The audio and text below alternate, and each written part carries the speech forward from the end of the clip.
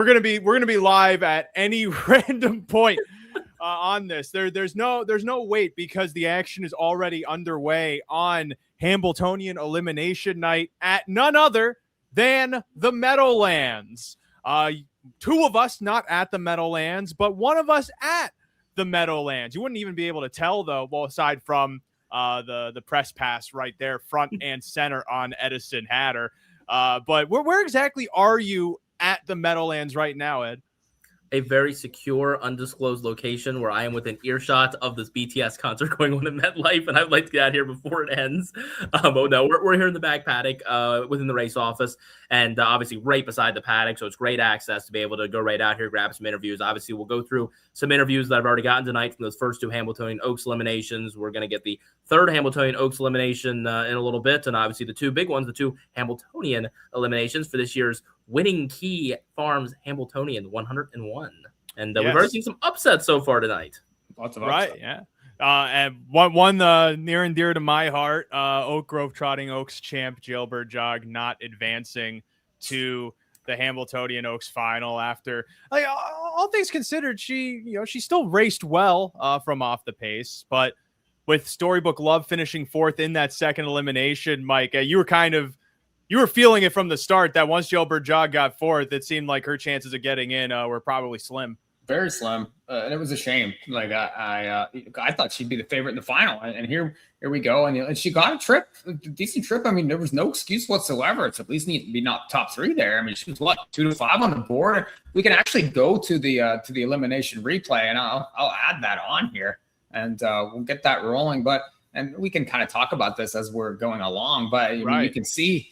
She, really had absolutely no excuse. She's 1-2 on the board. She gets away fine. She ends up second over in the race, and she just never responded. And the front three kind of kicked away. And now, you left yourself with a chance to not make the final. Well, then, in the very next elimination, she's out. She is not going to be in the final next week. And she would have probably been, sub 2-1 in that race. So, and that's why that they race these eliminations, and that's why they race these horses. It's not done on paper. They don't fire every week. They're not machines. But you'd see Carve, had a nice trip, a nice win to go in the first elimination here for the Oaks. Well, I'm sorry. I wanted to ask you this, Ed, because you told me off air, but I want to confirm with you. There's no headwinds or tailwinds to really be concerned about tonight, right? You've been outside.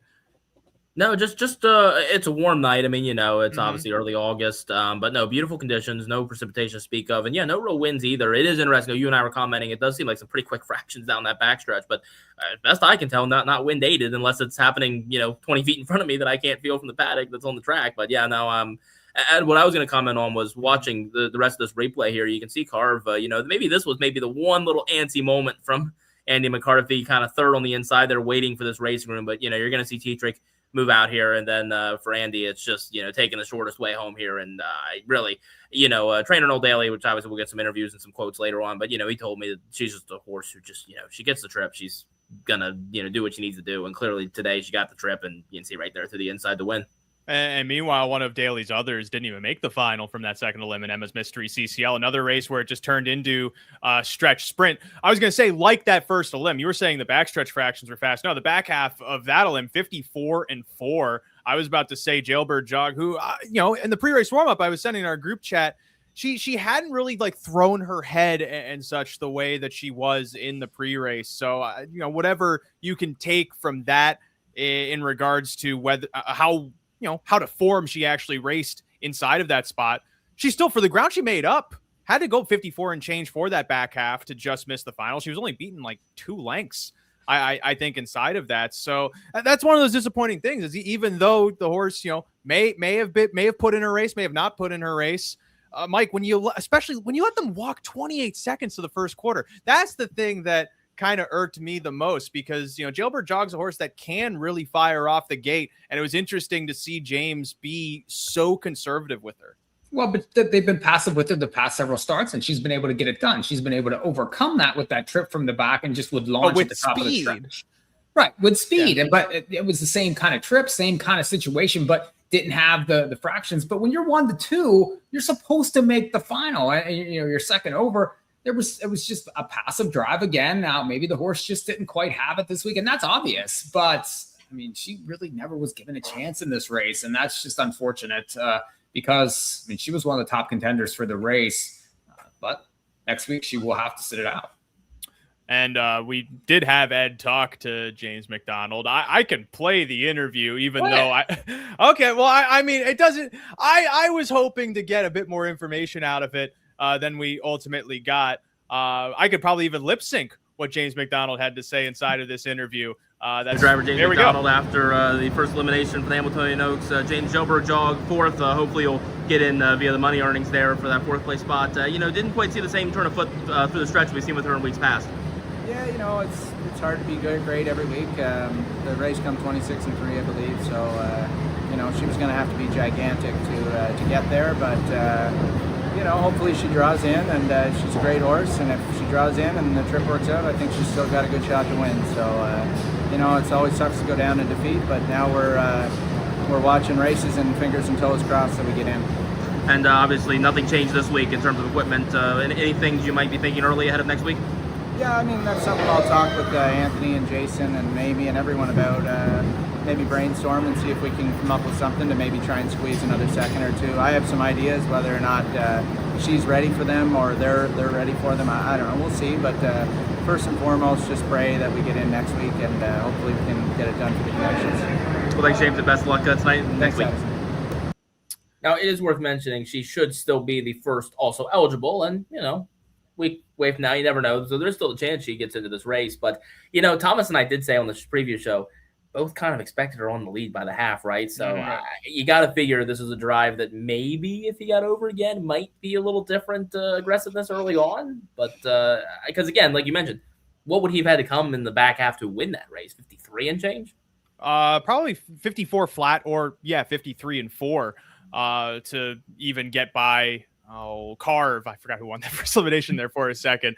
I was too caught up in just lip syncing that fairly standard interview that you got from Jim. We're not mocking you, Ed. You're doing some great work. You got a bunch of other interviews already for us in the holster. When we have time, we also we're getting ready to go for the 6th, though, Ray. I don't know if we want to talk about that race or we want to keep rolling. Well, I was just about to segue. This is a great betting race. We got to talk about this one, and it's kind of becoming more interesting because, as we're going to get to a little later on, you saw a 1-5 favorite go down in that second elim. Now, I think to be fair, she looked kind of good in defeat, though, right? I mean, kicked 26 flat and was kind of coming on there towards the end, but still got beat. So. This really makes this Oaks very, very interesting going towards this elimination racing. Elimination racing, and that's what we get. This is I'll open the discussion here. I feel like this is like a Ray Catolo kind of a price play, which by the way is now 5-2, 3-1. But I did talk. I sat beside before the races tonight, Per Anglam and Jason Bartlett, and we were chatting a bit about the Custom, who I believe is John Rowles' price play. If you're following along the simulcast feed tonight, and I just asked Jason like what he thought of the horse, and his eyes just like lit up, and he was like, really likes her. He said that qualifier last week he was really, really happy with, which is, I know exactly what John said. I believe he was calling those qualifiers, so he got a bird's eye view of it. But I said he was very happy with her. And, the only thing he said, the only blemish you see on a race was actually, you see, Ray, everybody breaks at your place. It's all these Oak Grove breaks. But Jason said that, she's a little difficult gated sometimes to get her to, be able to settle early. And he said that day was just a day he tried to, get her too hard out of there. She made the break. So as long as he can get her away well and get her in a good spot, he feels really good about her here. And I mean, like I said, he's been very, very high on her to me in the couple minutes I spent with him talking about her tonight. And got to feel even better now, right? With one of the favorites presumably not making the final and the other one going down in defeat tonight. Well, I was about to mention that Storybook Love is the presumptive 4th place finisher into the final, presuming Set Your Sights High doesn't finish 4th in this elimination, because Set Your Sights High with the most earnings would be the one to get into the final. Those who followed Oak Grove, I was on Custom for. I texted John Rowles back in April to watch this horse. I'm going to one-up the qualifier man himself, who, let's be honest, Mike, when you look at this race and you hear John's got something out of it, 1,000% he's picking Custom because that's the only one coming in off of a qualifier, as tends to be John's lucrative angle at 7-2 in a spotlight. But the April qualifier, I didn't get to catch the July 24th one because I feel like the April ones, embody her ability well enough. She is push button electric off of a helmet. If you go and watch those pair of qualifiers in April, I have not really seen horses that can flutter home and fly home the way that she did to win in those. And then she showed that in the Oak Grove Trotting Oaks elimination. Granted, had some speed early for a 57 back half to make closing easier. But Mike, I don't know if you caught that race or remember seeing it. Like, she had to bully a spot off of the pylons being locked in and had to close ground from a spot where no one ever wins at Oak Grove. Well, I mean, you're asking me to analyze Oak Grove when you're the king of Oak Grove. Like, I don't even know why you would bring that to me. What is that? Because anything I say is going to be wrong. So what's the point of this? It's to embarrass you that you weren't watching. Okay. I mean, I do have a lot of things going on. So no, I don't believe that I caught that. But I believe you. Let's put it that way.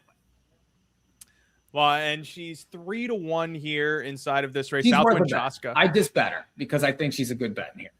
If Johnny likes her and if Thomas likes her, and looking at this elimination, Southwind Chaska was 35-1 last week and is now 2-1 on the board. I'm okay taking Custom here and keying in the big four. Custom, one of the prices on the board that I find acceptable. The other one I would make a case for is Victoriana's Secret. She had to do so much work in that Oak Grove Trotting Oaks and was still able to hold on for second. Was the only one in the firing line on the front that finished prominently in the result. Everyone else either broke or was out of the number entirely. And she rebounded from that race to get some easy wins, one in an overnight, then just kind of methodically pushed through some lower rung Grand Circuit races into this spot. She can go with these. She was a nice 2-year-old. I don't think she's really done much wrong as a 3-year-old. The main question mark, though, when you look at this page, Mike, for one like the two, is if this is a 51 mile, she's got to prove that she has that speed. Yeah, and the connections. I mean, Vernon Beachy's red hot. I mean, he's 32% Allegiant this year.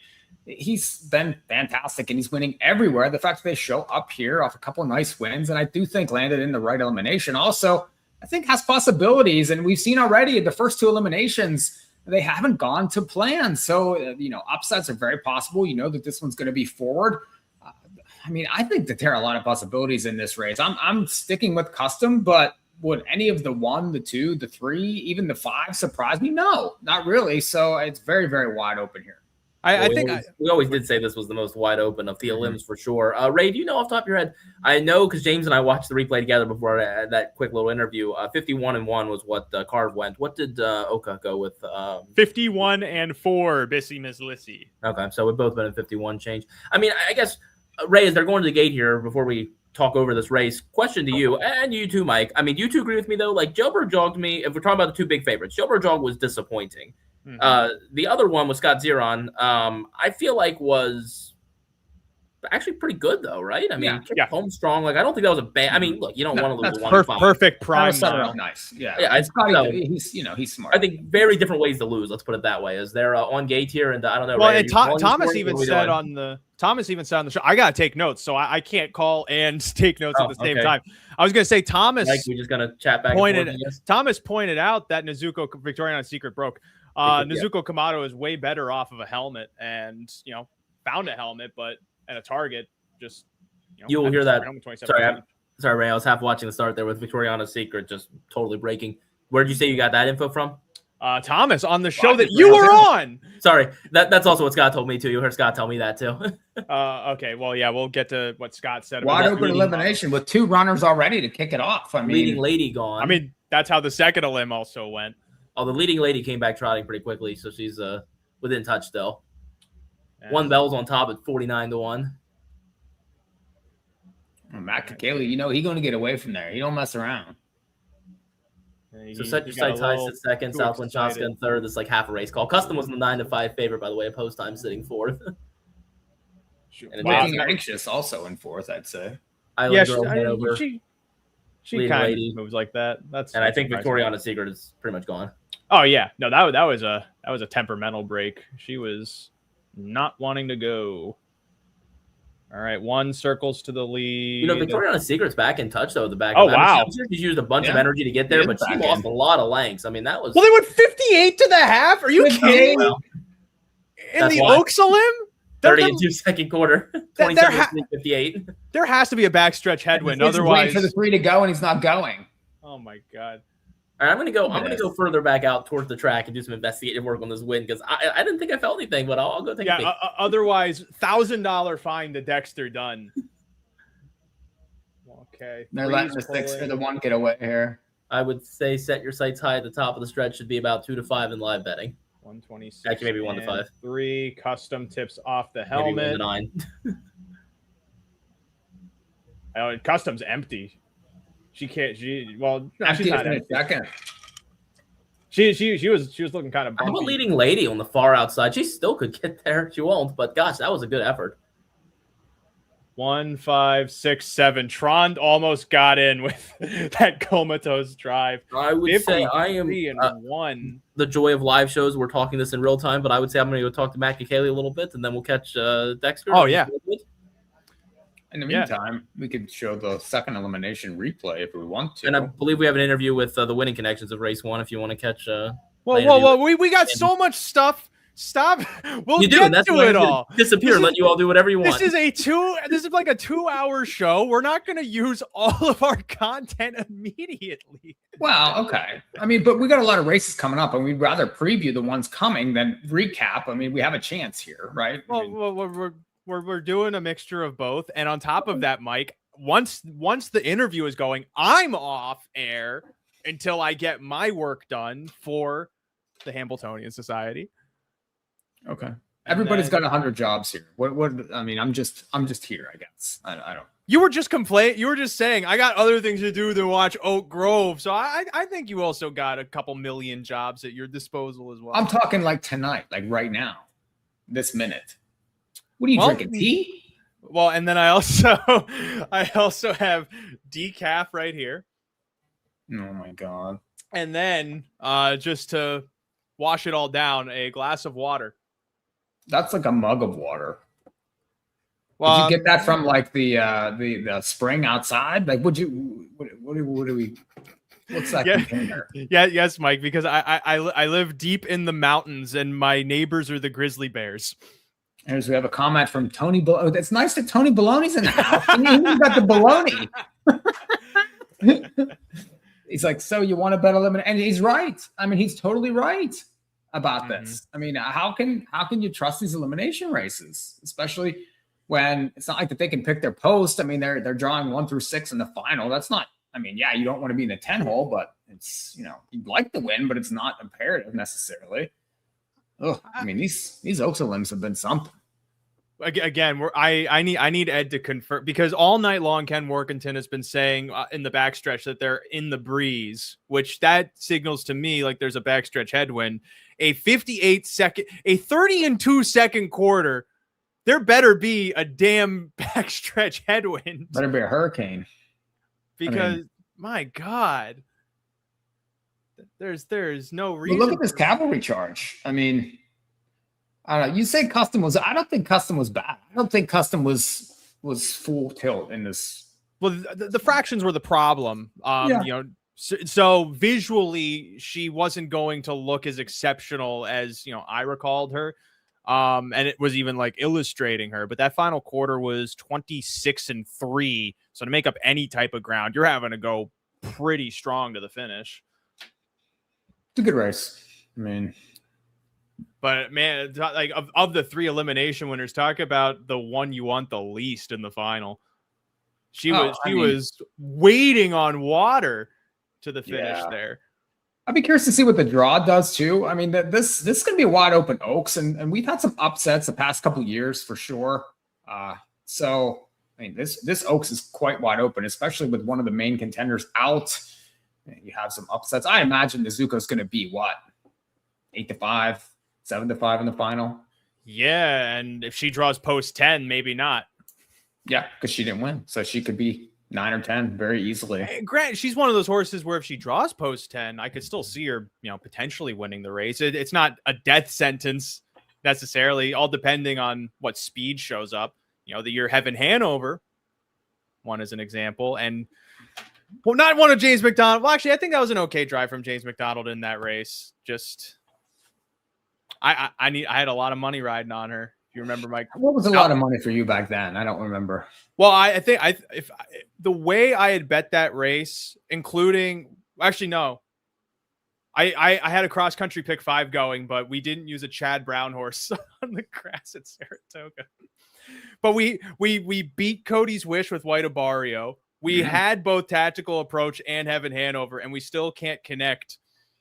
I remember, I had both of those 10s that year too, because it was two 10s in the races because it was Tetrick in the Oaks at what 30 to whatever it was, 20 something to 1, and then Scotty at like 18. The Hambo, it's a big price too. So I had 2 10s. I had both 10s on my tickets and couldn't cash.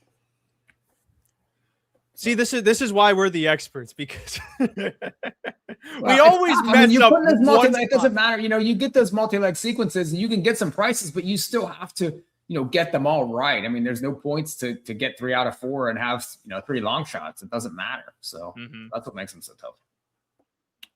Oh, I'm hearing that John Rallis has to talk to the Winning Connections. So, Mike, I'm going to mute and take care of this for a second. Oh, good. So if it's just me, then I'm going to go to the second elimination, I think, and put that up, and we can discuss that as that was going earlier tonight, and we'll put that on right now. So this was the second elimination in race number 4. Mystery CCL far outside. Off stride our row broke, and so did crossover. Breaking, and our row off stride as Fortina Diablo cuts the corner and takes the early lead. Busy Miss Lizzie up to challenge on the outside, 3 deep there in tight quarters. It is a Storybook Love, and that one being wrangled back under a tight rein in the third position. Always has a horse for the Oaks. We said this on the pre-show. CCL. Way back, those distant trailers are Crossover and our row, the early breakers. 27-2, and out of second comes Fratina Diablo to retake here at 9-2 with Tetrick. Fratina Diablo takes charge from Busy Miss Lissy. Storybook Love tightens in from third. Nezuko Kamado off the speed in fourth. Then is Emma's Mystery. CCL is fifth, and our Rowan Offstrad again went crossover way back. At the half, it's Fratina Diablo, the best there, and just 57 seconds into a breeze. Busy Miss Lissy rides the pocket spot and looks revved up as well. Storybook Love tracking from third. And Nezuko Kamado still on the cones fourth. Now takes a peek to the outside, and there she goes. Emma's Mystery CCL to follow her. They're midway on the final turn, heading to 3/4. Fratina Diablo is the target. Busy Miss Lizzie stalks from second, and Deuce pops right now. And here comes Nezuko Kamado to the outside, force 3 deep. On the inside, Storybook Love. And then Emma's Mystery CCL, 125-2. They're into the stretch drive. And it's Fratina Diablo digging in and bracing for Busy Miss Lizzie on the outside. Nezuko Kamado rallies late down the center, but it's Busy Miss Lissy, and she's getting busy. It is Busy Miss Lissy and Okas Fonstead upsetting over Nezuko Kamado. Then Fratina Diablo and Storybook Love, 151-4. So that was the second Oaks elimination earlier tonight, race number 4, and you can see Ox Fonstead did win with Busy Miss Lizzie. Nezuko Kamado got upset, and we predicted Derek, that you and I were watching this race with great intent, not necessarily for the winner, Busy Miss Lizzie. Get rid of some of this audio here. But so now we've seen all 3 Oaks eliminations, and then we'll get the draw later next week. And, so not a good night for the favorites. Jailbird Jog obviously not going to make the final after that 4th place finish in that first elimination. Then we had, Nezuko Kamado go down at 1-5 in race number 4. Busy Miss Lizzie. We just took a look at that, and Storybook Love finishing 4th in there. So it goes by earnings. That's, what the tiebreaker is for to get the 4th place finisher into that Oaks final. And Storybook Love won that Breeders' Crown race last year. So that gets her in right now to that final. And then the top 3 from race number 6, Set Your Sights High, Custom, and then Leading Lady also 1, 2, 3 to finish out that Hambletonian Oaks. So the guys are taking care of business here at the track and doing what they need to do. we have some Hamiltonian eliminations coming up in race number 7.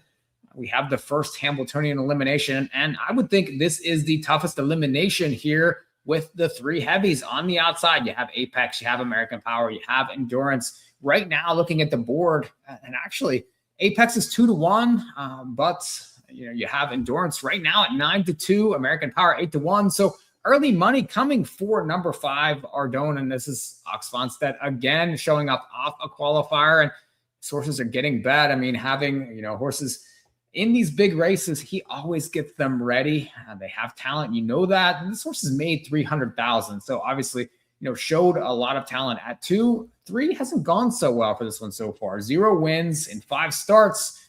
You also have Inexpressible in here, and that one has been very good for Lucas Wallen so far this year. Won the Yonkers Trot, 7-1 in there, and then I thought raced pretty well in the Stanley Dancer there on July the 11th. Came flying, 25-4 kick home.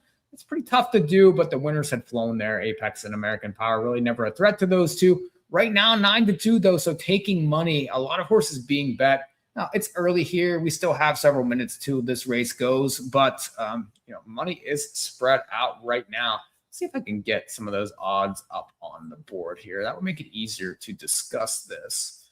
Let's see if I can do that while these guys hang me out to dry. Let's see. Race number. Let's see. There we go. Okay, so this is just from Inspires here, but and you can see some of the odds right now with Apex 2-1, and I would think that this one, if you like Apex, you're not used to getting 2-1 on him right now. He's been 1-9, 1-9, 4-5, 3-5 in his last 4 parimutuel starts. So if you like Apex in here, you're catching 2-1. Fantastic value for him, but it's a difficult race. To face Endurance here, he's been fantastic so far. And Edison Hatter back with me. Edison, what did you find out? I know we'll get some of the interviews as we go along. Here's Tony weighing in with the 3, 4, 5, and 6, all shoes off. So that is all very important information. I learned that we need a little more time after these winner circle interviews to get interviews in the back here. So Dexter obviously was sprinting off to get ready for this Hambo Elims, so I didn't bother him. But we'll of course get him maybe after he wins this Elim, right? He's got Apex, who's a 9-5 favorite here, so we might get 2 for the price of 1 with him.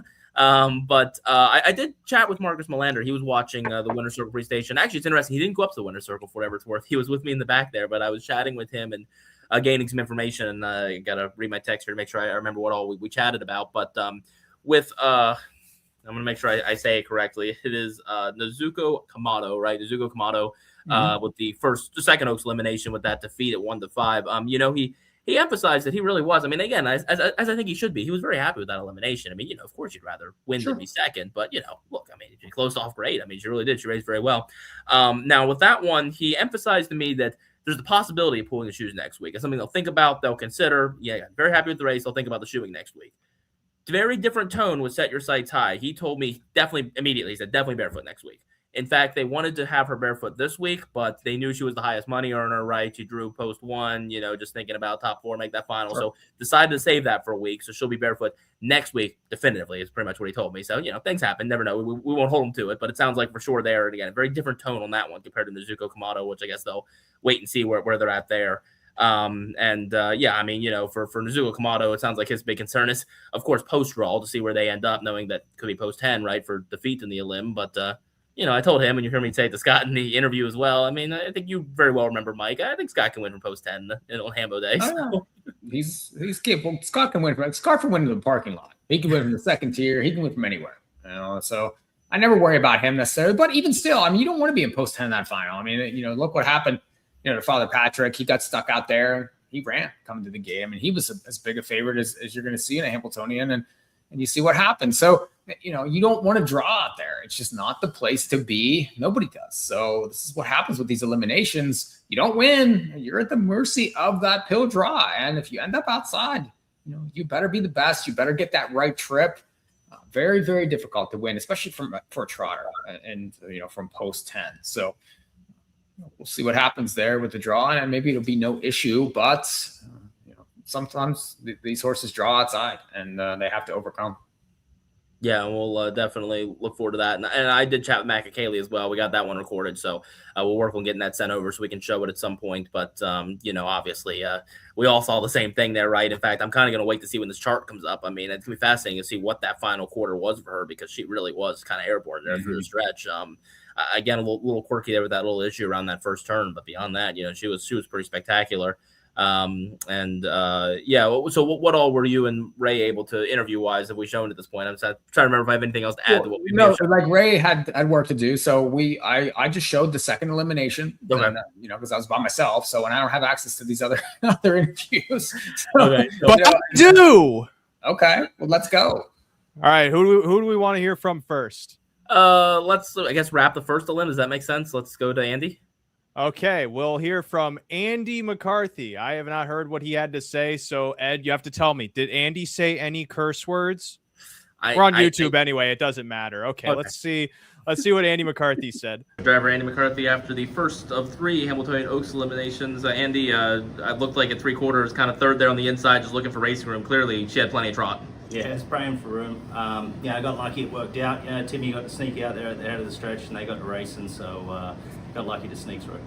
And trainer Noel Daly told me, obviously, she's a pretty trip-dependent horse, and clearly that worked out well here tonight. And thinking towards next week, obviously, we know she'll get a post to work from for next week's trip to work out. She's definitely got enough gate speed to get her where she needs to be, and I'm glad I'm not going to have to deal with the 10 hole, but so we'll just see how that shakes out and see how the other divisions go. But she's definitely handy, and if she's close enough and she gets a run, she'll give it a good shake. And Andy, Noel Daly said also that the no changes this week equipment-wise, but next week thinking ahead, potential to pull the shoes on her and see if that improves her a little bit. Yeah, I guess they can have that conversation. She's raced barefoot before, and she likes it.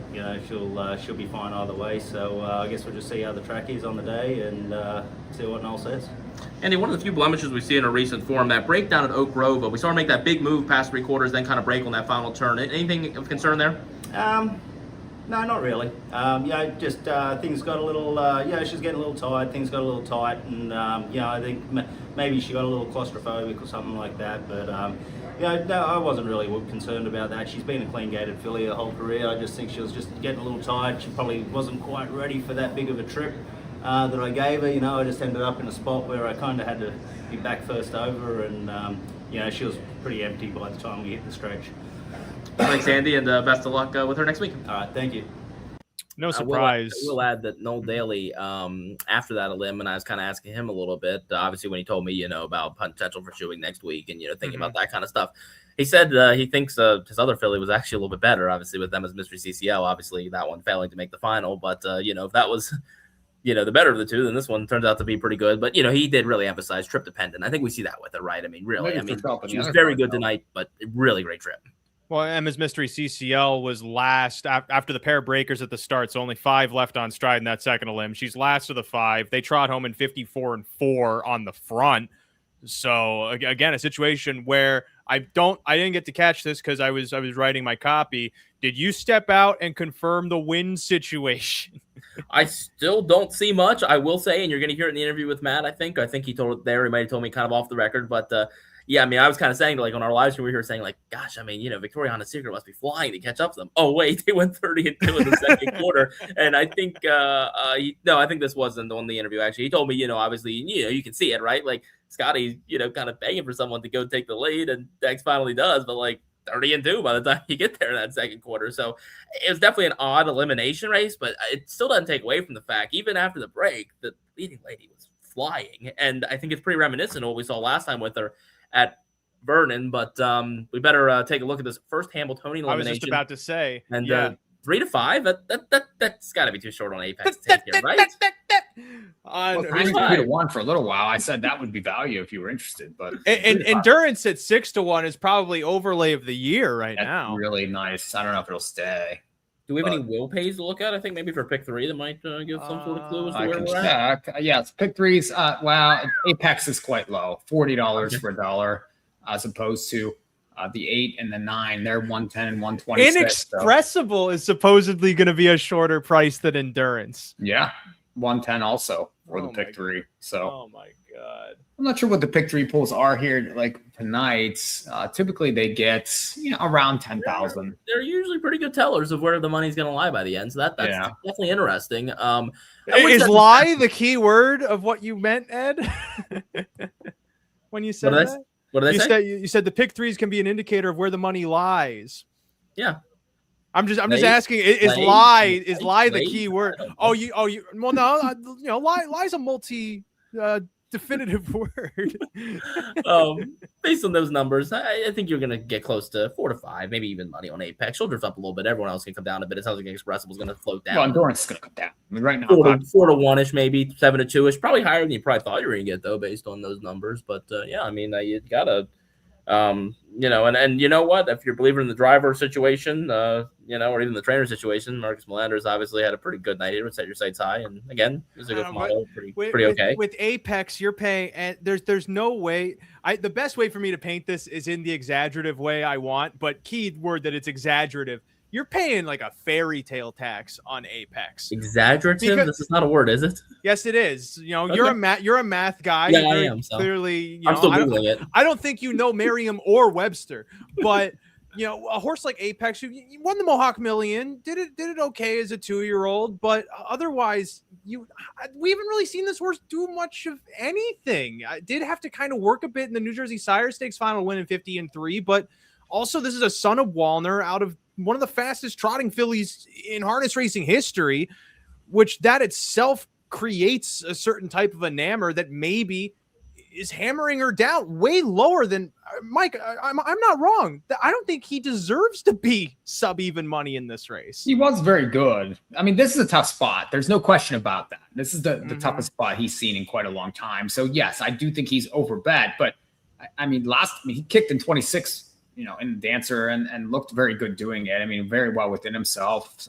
He's very good. I don't know if he's 3 to 5 good versus these horses, but I mean, what price do you think he should be? Even money, 3 to 2. I feel like he should be a bit higher, and but by the counter of that, Endurance should be lower. Yeah, there's no world where Inexpressible should be a lower price than Endurance. I mean, Inexpressible won the Yonkers Trot, but I really don't have that strong of a sense that the Yonkers Trot's that key of a race on this Hambletonian trail. With it also being a 1.25 miles, like Inexpressible, he had the stamina to go and race well there, but it was a fairly even tempo. And so as long as you're a horse that can handle taking air, which when you're trained by Lucas Wallen, there's a chance you probably would be able to.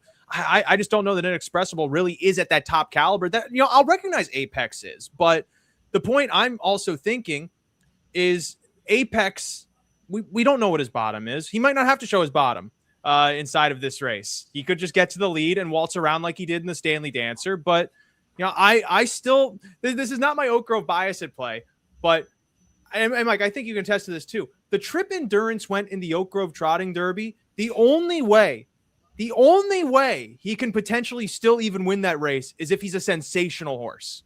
And he got beat by the horse that was just on his back. But this is an elimination. You know what I mean? So are they going to mix it up? Are they really, you're not going to get the final effort in this race. I don't think. So you can't. Now, what you make an interesting point, and it's nice Amanda Couples checking in. That's Chris's wife who likes to watch us, and actually she's get well soon, Amanda. She's recovering. She messed up her ankle a little bit, so we have to give her a little shout out there. But hopefully we can make her feel better by giving her a couple winners on here. But again, it's elimination. We've seen these eliminations for the Oaks so far, and how chaotic they've been, and really you have slow fractions and passive drives. Do you get the Endurance here from the 9 posts where you feel like lowering the boom? I think 5 to 1's an awesome price, but I just don't know what kind of effort we get. But when you have post 9, last race, hopefully not a 30-2 second quarter, but there's a chance Dexter just goes to the lead and round we go. Though those previous races, they sometimes galvanize the proceeding races. And the last point I'll make is they're going to the gate here. If you have post 9 in the elimination, Mike, don't you think that incentivizes you to win the elimination? Yes, it does. But all 3 of these outside ones, I think, want to win this. So it's not going to be easy. They're not going to just give it to them. I mean, maybe they will, but I think it is interesting. Like the Meadowlands post position formula, right? Kind of incentivizes you to even be second or third better, whatever. really, in this point, there's no difference between second, third, fourth, or fifth, right? No, This doesn't right. Limb. So that kind of is intriguing in that sense of, if you don't think you're going to get there, how much you really want to use this week, knowing that a fifth place jack is the exact same as a second place jack. Is there it doesn't look like the car's even moving that fast. That's what I thought. It looked like they were just walking here. Yeah. It's like a little. Well, they are off. All right. AI, of course, leaving. He needs a trip. Practical Man is off stride. Okay. Endurance. Okay. Andy's just going to follow Dexter. Yeah, he's not going to sit. He's just going to sit. See, this is the thing. Like, I bet I wish I didn't. It's not that he's just going to sit. He's purposefully trying to land in a spot where he forces Dexter out. Like, this is how these guys drive. Because Dexter supposedly is the best horse in the race, and if you don't want to take back to last, you want to fish out the best horse for his cover. That's what's going to happen here. Okay. But right now, James McDonald does have the edge because after Jailbird Jog, he's like, wait, I can go to the lead? There he goes. Now, American Power, I believe, was number 2 when Ken Warkin rode to the Hamiltonian. It's kind of interesting. I feel like I know we said the outside 3 are kind of the big one, but of those 3, he's kind of the forgotten one, fair to say? They're going to race here now. There goes Inexpressible. As you mentioned, Apex has been fished out. Now, for whatever it's worth, Endurance has never seen a pylon here. He's fine. He's fine with that. He didn't see that at Oak Grove. That's Ardon, right? Yeah. Is that Ardon? Well, Ock's not going to make the final. So it is interesting. We're down to basically 7 of them fighting for 5 spots here. Okay. Oh, yeah, that's right. It's top 5. Apex also barely has seen a pylon. He got the tuck in the first turn, but I can't really tell for sure. But Endurance, I'm not sure how well he's going here. I guess he's going okay. He's got to get 2 of them, right? He gotta go here. They're not. He's got some steam. No, they went 26-4 to the third quarter. Here goes Scott. Here comes James. Man, Dexter. You know what? This has been a tough grind here from Dex, to be honest. This is the best mile I've seen from Apex, and Endurance is still going to blow right by here him. Comes Endurance. I don't know. Yeah, no, Endurance has him. He's got him. Come on. No, get by him, Andy. Get by him. Yeah, get by him. He's not going. Oh, I bet the 9, but I don't know they got there. I say no. 7-9. 50-4. 54. 54-second back. Do you know how fast those two trotted home? What was it? Sorry, Ray. What was that? 56-second back half or 54? 54-second back half. Apex was like 2 lengths off the lead. Endurance was 3. I don't know that he got there though. I don't know either. That was 7 confidently. I've been wrong before though. Yeah, I think it was the 7. Yeah, you could drive a truck through there. Oh, it's close though. That hurts. I would say, if we all agree, we'll talk to Andy. And you know what? Once again, we might have to miss Dexter until after the 8th. He just keeps winning races, and they're going to keep him in the winner's circle for a while. So. Right. But Andy we'll definitely talk to here. And, yeah, definitely an interesting little trip there, right? Trying to a little gamesmanship of getting Dex out there. And, yeah, both questioned him and Dex about just how fast they flew home there on the back end. So, But what I was saying of how Andy drove that race, you watch Dexter Dunn drive enough, that's how he drives. And all these other guys have picked up on that too. Especially in these big races. But I guess one of the questions, Mike, from that Elims specifically, who is better? Endurance never saw a pylon, but Apex had to go first up there. That was a really good race from Apex. Yeah, I mean, it was a fantastic race, and they were flying in the back of it. Endurance, I mean, and honestly, did it look to you like he was all out with him? I mean, did it look like he was really? I mean, you could tell Dexter's like going to work, but. When they were coming around that last turn, like I said, 26-4 the final quarter, 7 gets up. Yeah. 26-4 that third quarter, and so Zeron's trying to sprint away from them. But if you watch how Endurance is moving on Dunn's helmet, he's got his head back a little bit, which tells you Andy he's got a horse. He's kind of swelling on the cover and purposefully holding him in to get that type of finish. For the final, I love Endurance even more for the final. Yeah, I like him too. But Apex, I mean, you really can't take anything away from him. No. He gutted it out. I think he had the tougher trip for sure, and he found a way to win. And that's and I'm certain that this wasn't 100% either. So that is the man that he's stuck in bed and has Skippy's credit card. I was just about to say. Couples wins the Gulfstream or the Pegasus Challenge, and now his nickname's Skippy forever. Well, I mean, Skippy never owe him another $1. I can tell you that because that was one of the best days ever when Skippy came flying down the lane and Chris won that contest. But Yeah, Chris just put a pool in, so I mean he's I think they're naming that pool Skippy too. So thankfully, but back to this, and again, I mean it's probably these two. This second elimination is really going to have to impress me to get me off these two, because and American Power, I mean he had every chance to go with these, and he really didn't. I missed it. Oh, he was third. Yeah. So, I mean, but he was no danger to the top two. I mean, no, if he may have been a bit of bait in a sense, because he circled to the lead, but then was put in the pocket.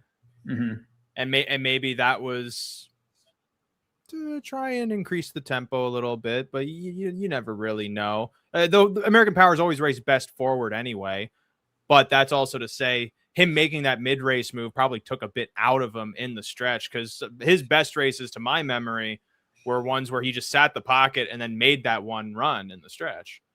Well, we'll see what Big Ranger does, because I mean he could be the threat to these top two. We'll see what he does, because we really don't know what he is right now. And then Diabolic Hills had a kind of an interesting season so far, but that one has proven that he's right. He can go with these horses. So, but I don't know. Right now, I mean, the Apex and Endurance look to be, the top two favorites for the race, and ones that are going to be very difficult to overcome, no matter the posts for next week and for the final.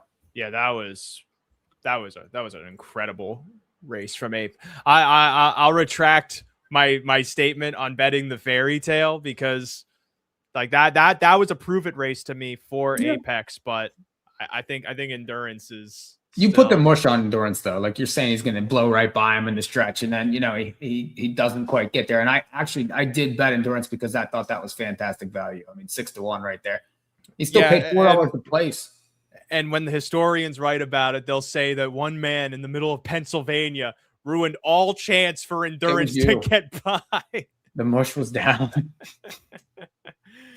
That was a 7, 9, 8. Captain Naughty made the final. Wow. Oh, look. Gap in the market for Reaction's checking in. So, yeah, I mean, it's true. I mean, we've been doing harness shows for years. Nobody else really does. But and no one really asked for the most. That's true. Trying to get people to pay for it is another story. But, I'm on to Tony's asking, where's the Hambo going to be next year? Hoosier. We're not quite sure yet, Tony. I think we'll find out after everything goes down. Wink. I'm on my second beverage now. Oh, so do you have insight there or no? I all I said was wink. I didn't say that was necessarily related to whatever Tony Poloni was saying. Well, I mean, he's asking a legitimate question. We don't know what the Hambo is going to be next year. We don't. I mean, that much is true. There are a couple of places it could go. Yeah, I know. Wink. Woodbine wants it. Hoosier wants it. Doesn't Red Mile want it too? Yeah, Red Mile doesn't really want it. Red Mile is Breeders' Crown, and that's kind of preoccupying them for the next 3 years. Oh, I guarantee if they could get it, they would take it. I don't know. It would clog up all the Kentucky Sire stakes. Oh, please. They have going down. Yeah, because that's the problem. That's what they're worried about. I forget. Look at the next. Well, the next race isn't an elimination. It's a Tompkins Jeers. You call it Jeers. Brandon Boulevard 1 to 50. Jeers. I don't know. He's 3-5 right now. Is this the time to try to beat him, or you think he's lays over him? This is going to be a broken record. I think the only horse that is interesting is Sea Bistro. That horse equaled Admiral Hill's track record at Oak Grove. No, is this another Oak Grove horse? This horse was really good. He put away Poppy Rick, and he was gliding over that track. That I don't have. This is not my words. This is the words of certain trainers I've heard. They say that it's kind of a deep track at times over there. Well, he went 48 over a deep track, then give me him right now. He's 16-1. That I'm saying it was potentially deep. We also had I think another track record that day from a Virgil Morgan horse. So, however deep a track that has 2 track records on a day could possibly be. Well, again, that sounds deep. That's for the crowd to decide. But No, I called that race. I was very impressed with, and in the race before, he went like a 53 and change back half, which made him the horse to beat in my mind. And he was what, like 7-2, 4-1 in that race, where he won 4-1. 4-1. That was a great price. It was my top call that day. The thing about Brandon Boulevard here, though, I mean, isn't he gearing up? I'm sure he's going to go to Kane next week, right? I mean, I'm sure that's the plan. So, I mean, this is sit and roll. And we've seen, not necessarily him, but, some of these horses coming out of these big races, the next race that isn't a big fat purse, sometimes they don't quite, produce that same effort. So to take Brandon Boulevard here after missing a couple weeks out of that Meadowlands pace where he was life and death to win. I mean, he got it done, but he was 1-9 and he won. And now Papa came back and crushed the Audios. So, I mean, it was a great line. It was a great race, but this isn't the goal. I imagine that they're looking towards the Cane and a big fat purse next week. So yeah, a horse like C Bistro, I'm sure he's not going to land at 13-1 like he is right now, but I think it's a great race to maybe take a shot against. Even Frantic Hanover, I mean, he looked great in the Audios elimination. He really had no chance in the final the way it's shaped, but I mean, he has possibilities too. He's a nice horse. And after everything Nijinsky did for you, I know you know a thing or two about a big fat purse. Yes. So you got some pretty valuable insight. Nijinsky bought from Chanel a couple of years back. See, I mean, I had faith in that horse, and he delivered. I was more so saying that when Mikey P, therefore, is putting emphasis on big fat purse as an angle, yes, he knows the ins and outs of big fat purses. The outs. That's true. I doubt you really let into the big fat purses in that way. No. Did I tell you I'm on my second beverage? All right, you mentioned that. Do you have a graphic for this next race, or did you just skip it? No, I only have the Hambo ones because this is one of those. Should I bring up the Twin Spires one then, so people can get an idea of what we're talking about? Well, I mean, you can, but also we could touch on some of what's already happened. Let's do that. We have interviews, some downtime. Exactly. We got Ed Hatter currently on the ground. He's on the ground at the Meadowlands. So someone please help get him up. Boots on the ground. Oh, his boots are on the ground. I was implying that he fell down and could not get up. But we don't know for sure. What we do know is he's getting interviews with both winning and losing connections from eliminations tonight, which I've always felt is an important thing. Sometimes I feel like you can get great insight from these guys when they aren't on cloud 9, when they're stuck on cloud 1 from a loss. Yeah, if you ever see, like over in Europe, they'll interview every horse, the jockey from the connections from a lot of the big races, and they say, okay, what happened? And the winners are great. And the others like, well, didn't have it today, got a bad trip, got stuck here, did that. I mean, there's just a lot of things that they can give you insight to, because we're looking to bet next week, the week after. I mean, this is all very valuable information. So I mean, a lot of this is the reason why we do these shows, is we're betting. At least I'm betting. I'm hoping the people that are watching this are betting. And so Edison does work at Yonkers, but he also works for us. Yes, that's what's more important. But to what you were saying, Mike, I think in regards to the betting, a lot of questions asked on Nezuko Kamado, foiled at 1-5 earlier tonight in that second Hambletonian Oaks elimination by a late popping Ox Fonstedt and busy Miss Lissy and her driver, one of the people Ed caught up with earlier today. Let's hear what Scott Zeron had to say about the runner-up finish of Nezuko Kamado, who, with how these eliminations played out, could still be the favorite. She will be in next week's Hambletonian. If she draws post 10, she's not, but she will be. But she will be drawing post 10. That's a bold bet to make. All right. Well, let's hear what Scott had to say about her performance. Your driver, Scott Zeron, after the second Hamiltonian Oaks elimination. Scott, I'm sure you'd rather be first than second, but looks like a 26-2 last quarter. Definitely she was coming home strong. Yeah, I mean, she's great. She's great with a target. Hats off. Hockey's horse raced really well. Kind of got shoved 3 wide in the last turn, making it a little bit more difficult. But, no, I'm really happy with my filly. She's a very, very talented horse. And, this wasn't the week to pull the trigger. Next week will be. Yeah, speaking of which, no equipment changes this week. Next week, you think there'll be some for the final? Yeah, most definitely. Knowing the Melanders, they'll have a couple tricks up their sleeve, and maybe they'll pull the shoes, and we should be good to go. What about the versatility you've seen out of her? You know, we've seen her hit the front the last 2 weeks before the half. This time, obviously coming from off the pace. You think she's better off the pace, chasing something? I don't think it really matters. She's just an extremely talented horse, and there was 2 breakers in there, and I just needed to be top 4, and that's all I was thinking about. You know, she has great gate speed, so if I draw poorly, it shouldn't really matter. She's a great horse. Yeah, and I guess you kind of answered it there, but obviously with the versatility she has, post draw next week, I'm sure you'd like a good post, but we've seen you do a lot of magical things on Hambo Day from outside posts. Yeah, well, let's not try the 10-hole again, but no, she's a great horse. She's coming into it really well, and even though we may have lost today, I was happy with the way she raced. Thanks a lot, Scott, and best of luck next week. Hear that, Mike? No I did 10-hole. hear it. No 10-hole. No. And you're already mushing it. You're already mushing it. No, not me. I love Scott Zeron, by the way. He's by far, I think, the top driver. And a really, really cool guy too. Yeah. And I always like when you can just talk to these guys about anything. Mm-hmm. And yeah, I mean anything. Well, I don't know about anything. But I don't know what you mean by anything. I know what I mean by anything. Okay. What other interviews do we have? We also got an interview with the guy where, did you notice the anger in Scott's voice when he said, I got pushed 3 wide? I did hear that. Real frustration in that tone. We got the man who pushed him 3 wide and won in that Oaks elimination, Mr. Oka Aki. So many different ways to pronounce this enigmatic man's name, but it's always Svanstedt, driver of Busy Miss Lissy and trainer. Let's hear what he had to say from that second elimination.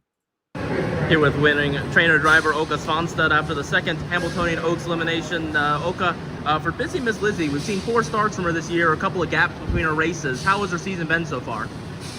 Yeah, she raced good, but last time at Vernon Downs she was really good, but she have inside poles, and that was a good Vernon Downs. It's a slow start through. And then it was a slow first quarter, so she raced good. And what about tonight? Obviously, she was very powerful there through the stretch. Yes, she was powerful. She was nice. And what about thinking towards next week? Any equipment changes you think possible for her, pulling the shoes? No, we pulled the shoes already today, and she raced without shoes last time also. And I think if the race are going faster, she can go faster also. And obviously she'll keep shoes off for next week's final? Yeah, we take off the shoes next week also. And any other possible changes for next week? No, it's the same as today.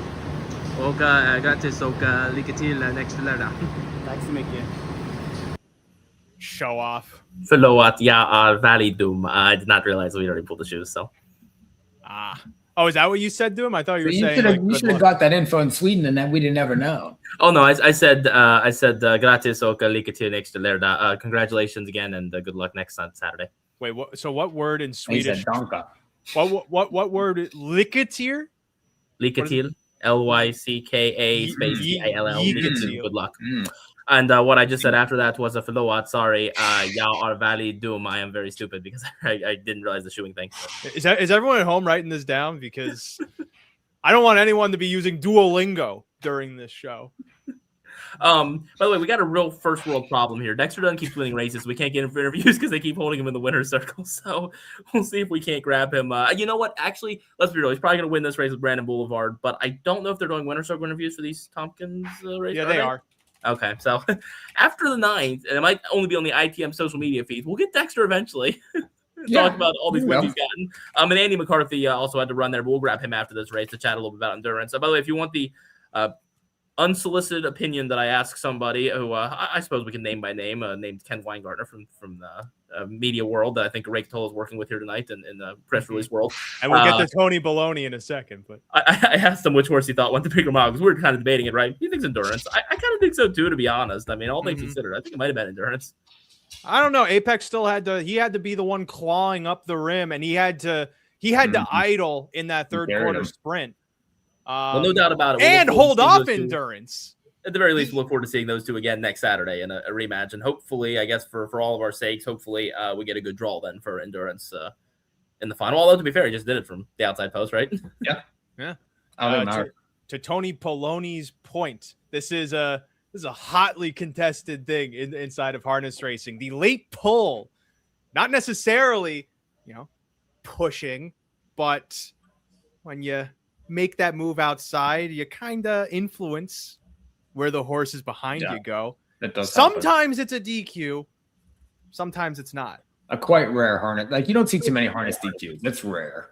It's rare inquiries, rare objections, rare DQs. But incidentally, in the Meadowlands pace, in the past few years, we had a few of them that resulted in disqualifications.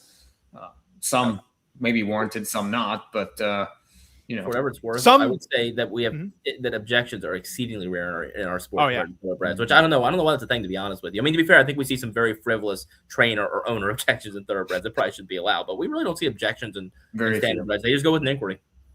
Yeah, well, I think sometimes too, if like a driver wants to launch an objection, they just post it as an inquiry anyway.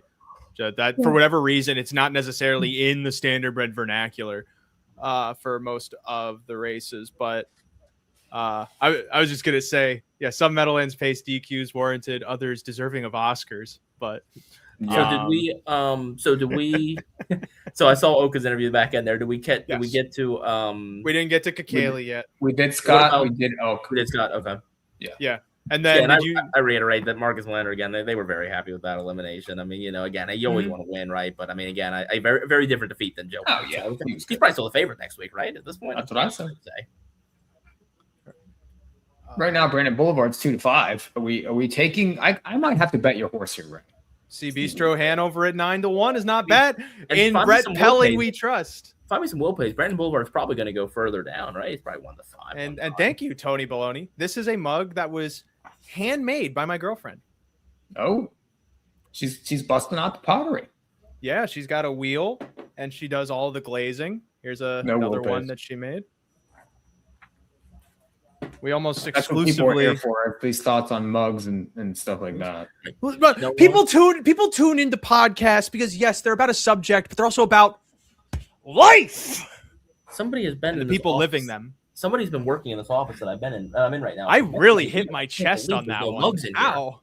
I don't know what you two are doing, but when we talk about the races, I'm looking for a mug. There's got to be a mug. I don't have anything else to say beyond the 13 I don't know who's been working here. I don't know what's going on. And Ray's talking about some other BS. And meanwhile, what are we doing? All right. All right, Mike, am I allowed to say the name one more time? One more time, then never again? Go. Frantic Hanover. Oh, go. All right. Okay. All right. I don't know what to make of the Yonkers race. It didn't go good for me. I don't know what to make of the Adios final. Actually, to be fair, I mean, the Adios final was kind of, that wasn't a bad effort. It was a breakfast. Can he beat Brandon Boulevard? I don't think so, but he can round out the exacta. I mean, I think, do we have Will Pace again? Did CB There's no Will Pace here because the quick four started race 6. So no pick. It's like 2-4. I mean, I don't know. It's not that creative of an exacta, but I don't think anybody can beat Brandon Boulevard. I mean, I don't know. I guess the question is, what do you make of that most recent effort by Brandon Boulevard? Because if you want to make some argument, you could argue. I mean, that was a pretty narrow win last time, but I also felt to me at the same time like he was never really going to lose. And also at this point, isn't the form of losing to Al Poppy pretty good based on last week? The thing though, like we were saying, like before you were still doing interviews, Ed, but this is they're going to be looking towards the cane next week. This is it's likely a prep. I mean, second in the NA Cup, first in the Meadowlands pace. This race here, I don't think is. I mean, not that they don't want to win and not they're not going to try, but he doesn't lay over them to the point that he should be 1-9 in this race. Honestly, I mean, could you also make the argument though with a couple of weeks off, what he has a race in 3 weeks? I mean, yeah, obviously you don't want to go a total breakneck mile this week before you're literally going for 10 times more. I mean, it's literally I think 10 times more money next week in the cane, right? So I get that, but I also think you want to get a pretty good mile in here after those couple of weeks off. Inside post, I think it's. I don't know. If I'm betting, I'm betting against. I'm never taking 1-5. He has to go to the lead, and go all the way around, or he has to go first up. And if you're going to prime your horse, I don't know that you want to prime him going first up in a Tompkins gears ahead of the cane pace. So I think he'll be on the lead by the 3/8. Well, that's what I'm saying is if he's going to win this race, I think that's the trip he's got to go. But then you're having to evaluate how much this other speed will really contend. And I think CB Strohanover could at least be in the hunt, and he's the unknown horse. He's 9-1. He's worth a bet at 9-1, especially on this night when we've had already these upsets and these eliminations. And it's not an elimination, but it certainly ain't. This isn't a final by any means. So we're looking to make money. This horse is worth a bet at 10-1 right now on your 6. And I think, and if you like Frantic Hanover, this might be a good week for him. I mean, he's been trending in the right direction. There's no odds on Mr. Mambas. There's no Al Poppies in here. So, I mean, there is Brandon Boulevard. But again, if you're thinking that maybe this is an off week or you think this is a prep week, right now you're getting 7-1. I think that's worth it. I think it's worth a play. Wait, Ed, do you have any interviews coming my way? So you should. I don't currently. I will after this next race, hopefully. But we should be caught up, right? So you finished the first 2 races of interviews, and you should have the Kaylee interview. Right. Good, and then I will get you the Dexter interview. When Dexter quits winning races, this is such a problem that he just keeps winning and winning and winning, and we can't get him because he's getting back here late. And right. Yeah. Keep raving about Dexter. We're gonna have to continue on the show until like midnight tonight because he's gonna win the last 7 races on this card. We're never gonna get him for an interview. And Andy McCarthy said he grabbed me after this race. He was trying to take care of a few things himself. Oh, he'll grab you. That's so polite. He can't wait to talk to Edison Hatter after driving toast of the town. All right, they're going. Yeah, they're at the gate, and there they go. And there goes Frantic Hanover. Stop the race. CB Hanover. By the way, I like how I was going to look up, CB Hanover. I haven't really watched this horse. Where's this horse racing from? And if Ray Catola's stumping for it, I haven't even looked at the program. I still haven't yet, but it's safe to assume that he's raced in 1 track in Kentucky in his last few starts. I'm assuming. Oh, yeah. He equaled the all-age track record in his most recent start. How about you, Brutes, at the top here at 9-1? That almost looks some semi-significant money late. All right. 25-4. Hello. And now Dexter. Dexter's gonna sit. So we will end up first up, probably. Yep. I mean, the horse is fine doing that. I also tend to disagree. Do we say he doesn't tower over this field? I don't know. I think he kind of does. But it's all about intent, and I mean, Well, yeah. I mean, obviously next week's. Come on. I mean, if you're taking 1-5 here, you shouldn't be betting. Todd can't pull the plugs. They're stuck. 54-1. I mean, how does this happen? And here he comes first up. He may have been waiting for Todd to pull, and then Todd couldn't get the plugs out. I don't understand how you have one job, equipping this, like a horse like this, and you can't get the equipment right. I just don't understand that. 3 Boulevard's coming strong inside. Anybody, I might be a little bit ahead of myself, but anybody know what the 3-year-old's pacing record is? 46-4. I don't think they're gonna get there, but Boulevard. Oh my God! Come on, Toddy. No, the horse couldn't stay straight, but he's not gonna get there. 47 and change, maybe. No, this is 48.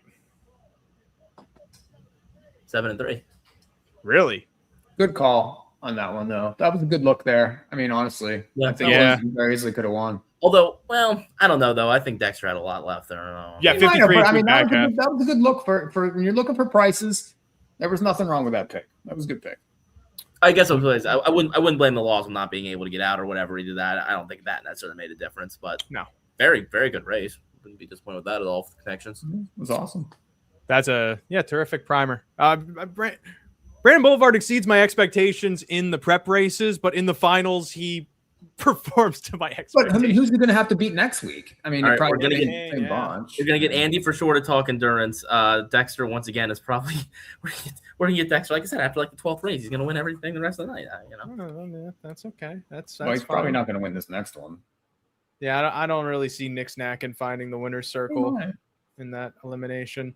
Well, we have the Kakeli interview, so we can go to that. Pretty straightforward. Yeah, Corey Adkins, pretty straightforward try and super. Yeah. Nice. Yeah. It was. I mean, if you like, we talked about the 6 and the 4, and then, you had the 7 to fill out the super. We'll see what it pays, but I mean, it's probably 20-1, maybe. I mean, what's interesting is the 6 is the 4th choice in the win pool, but the 2nd choice in the exacta.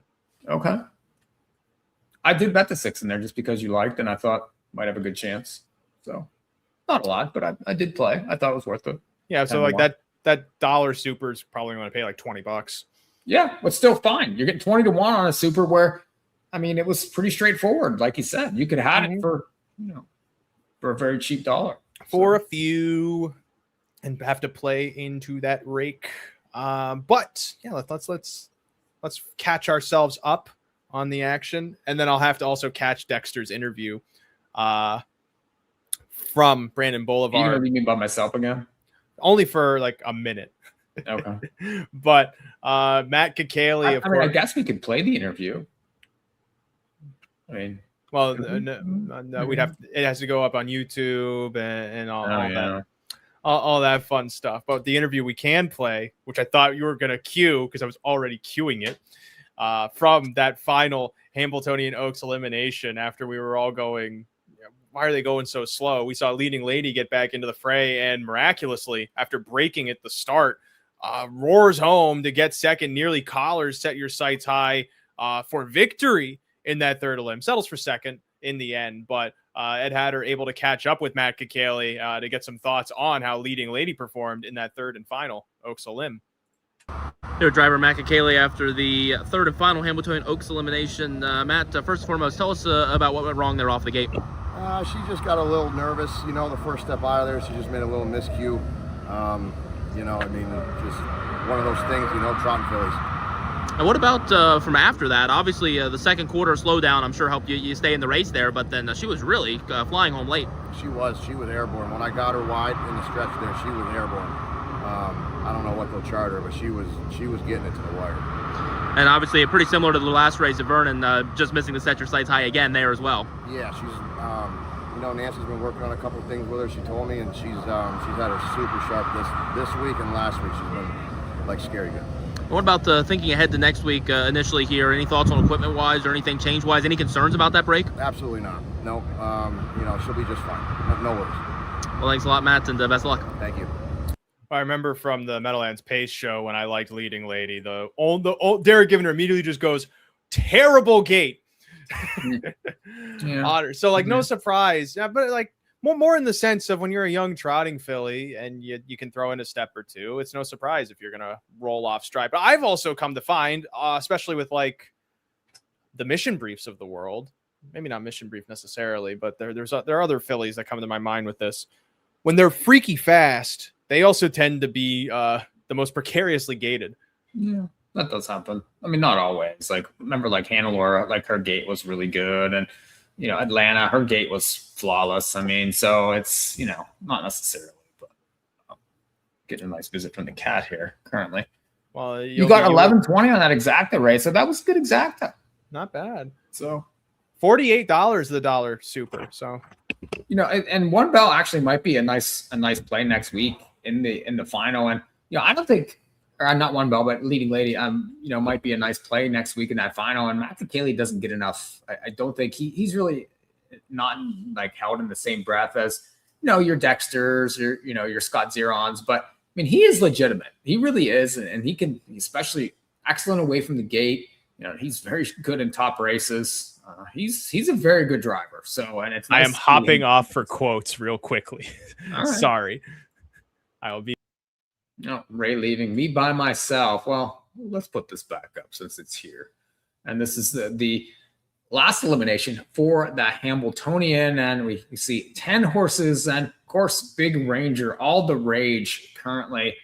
And 1-2 right now on the board, shipping in from Ohio. And he's been awesome, really, so far in his career, but facing a lot of Ohio horses when he had to face Endurance and AI down at Oak Grove in that Oak Grove Trotting Derby elimination. Ended up fourth after getting to the front, but got a trainer change, got a driver change, got Lasix for a little while, has to go off for this. We'll see. He's been very good, freaky fast, and shows up at the Meadowlands. But again, with horses like this, I'm always looking to take stands against, because you have to eat these short prices on these unproven commodities. And you don't really want to do that when you're betting. You want to take horses that, you're getting value. And right now, currently, looking at this board, it could be worse, 5-1. I do expect that to go up, but I thought that this horse has some hidden value in here. Kicked 26-1 in that Stanley Dancer on July the 11th, and was flying late. Faced Endurance in that spot, so this is a better spot for him. I do think that he has possibilities he could work out a trip from the rail. So that is the key for this one. Definitely improving for sure. It could be worse on the rail right now. Hopefully we can get more than 5-1. I would like to see 7 or 8 when it all comes down. I do think Spencer Hanover will take money right now. 17-1 on the board. So Spencer Hanover, and remember how good of a 2-year-old he was. And he won $649,000, was able to win that Breeders' Crown, a final there. He's back after a couple breaks this year. I do think that he has possibilities if he shows up, but can you believe this horse 17-1 race, Spencer Hanover? Off of his last few races, yeah. We were talking about this in the group chat, and you even brought it up on the preview show you did with Thomas Svensson. When you break stride coming into what seems like the target in both pretty big races, that doesn't really bode well for confidence. But I made the note that this is a horse that, ironically, I don't think you really want to hold up. And I say ironically because all of his best performances have come when he tracks a helmet and he sits and waits to make that move off of a toe. Think of how he won, for one, the Oak Grove Trotting Derby, but then also the Breeders' Crown last year. He got that perfect trip and had to outgut everybody in that blanket finish up at Woodbine Mohawk Park. But in the Yonkers Trot from the second tier, had to be held up, had to sit back going the long distance, and he didn't really like that.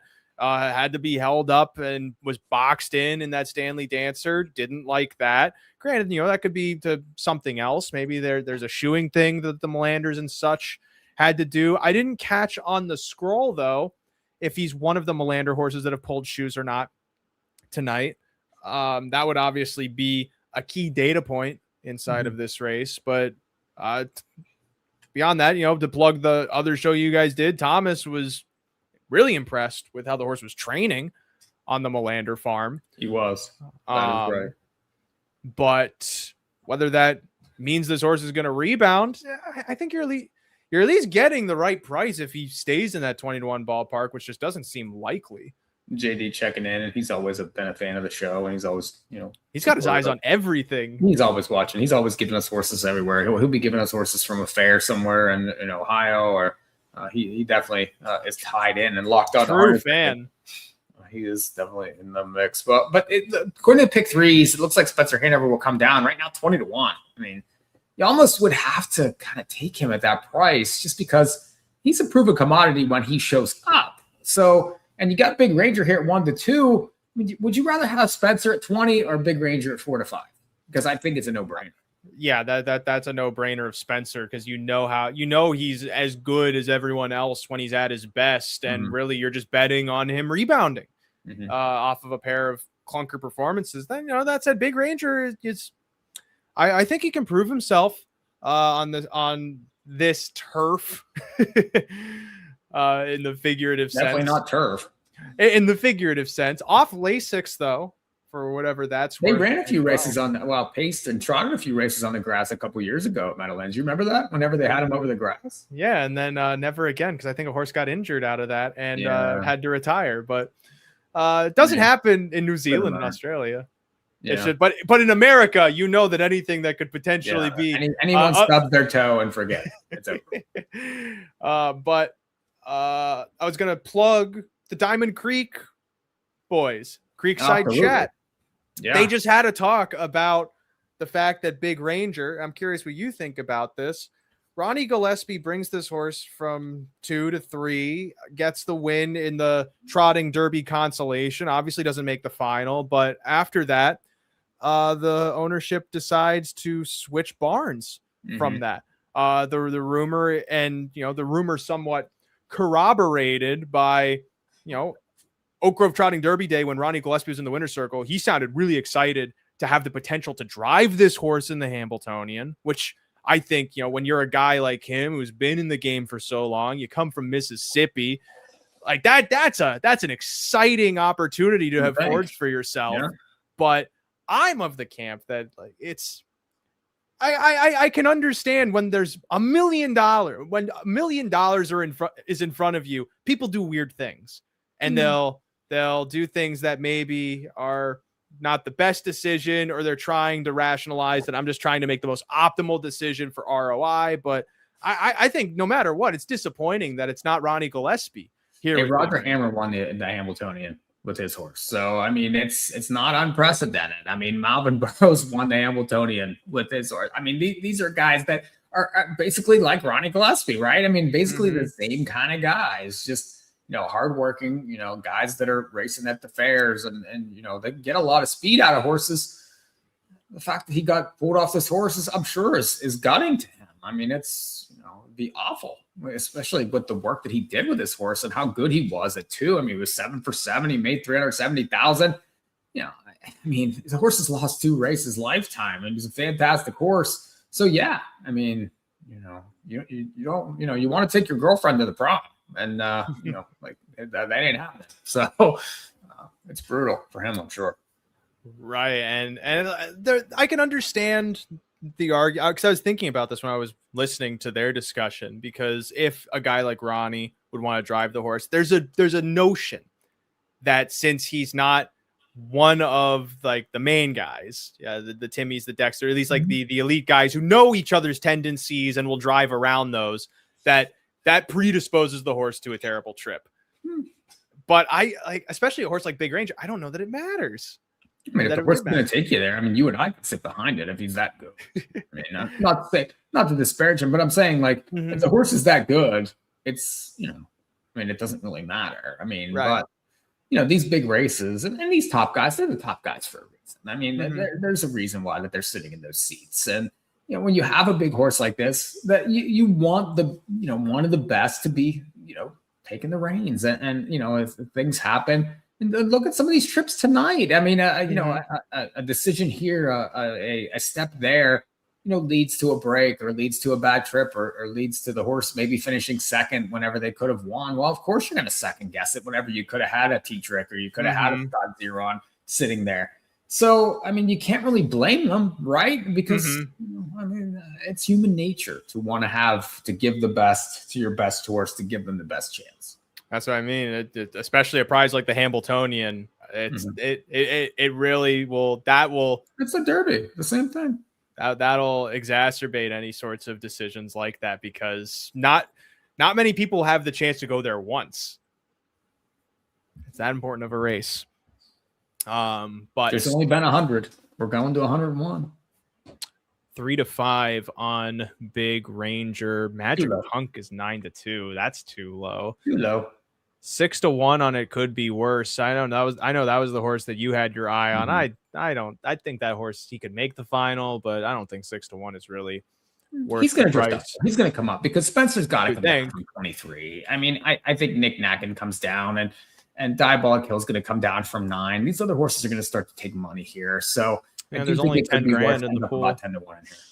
What's that? There's only about $10,000 in the pool, so there's still money to bet. Yeah. He's coming. They're coming up. Guaranteed. Oh, and I think I just got the Andy McCarthy interview. Another one? For endurance. Okay. Let's get it. We can touch on that in 1 minute because it is finishing downloading. Yep, that's the blue and green. I know. Mr. Andy McCarthy, almost a winner. Good hair, too. First Hambletonian elimination. Handsome man. Your kind of hair. Both the McCarthys got my kind of hair. We all go to the same barber, I bet you. Mm-hmm.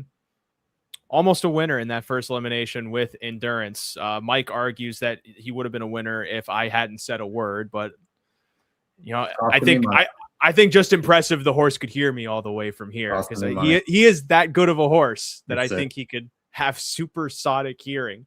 But let's hear what Andy had to say about that runner-up finish with endurance in that first Hambletonian elimination. Again tonight, big driver Andy McCarthy after the first Hambletonian. Andy, we've been kind of debating on a live stream about Apex and Endurance, which one of them went the bigger mile tonight. I'm sure I know which answer you'll give me, but clearly they both went some pretty huge efforts. Oh, they both raced great. They're both very, very good horses. I was super happy with my guy. He put in a really good effort. He had a little bit of a sore foot tonight, so I went out and scored him down, and I could tell he was just feeling it just a little bit. I had to score him down to get his juices flowing, and so hopefully we get him a little bit better for next week. And but full credit to Apex. He had to come along first over and couldn't get by. Yeah, talk a little bit about that trip for you. We saw you kind of get parked there, never quite saw a pylon, but you were able to kind of get Apex fished out there and then kind of sat on his cover.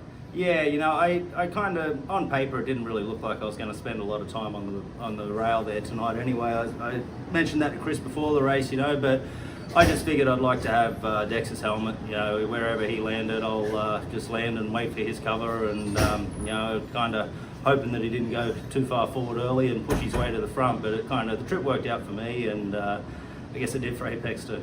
And what about the final turn there? You know, it's kind of tough to tell in video how well he was traveling, and then all of a sudden through the stretch, obviously pretty well exploded there. Yeah, I was having a little bit of trouble with him tonight, more so than usual. Just you know, I think he was just feeling that foot just a little bit, you know, but just a minor thing, and I'm sure he'll be a lot better next week.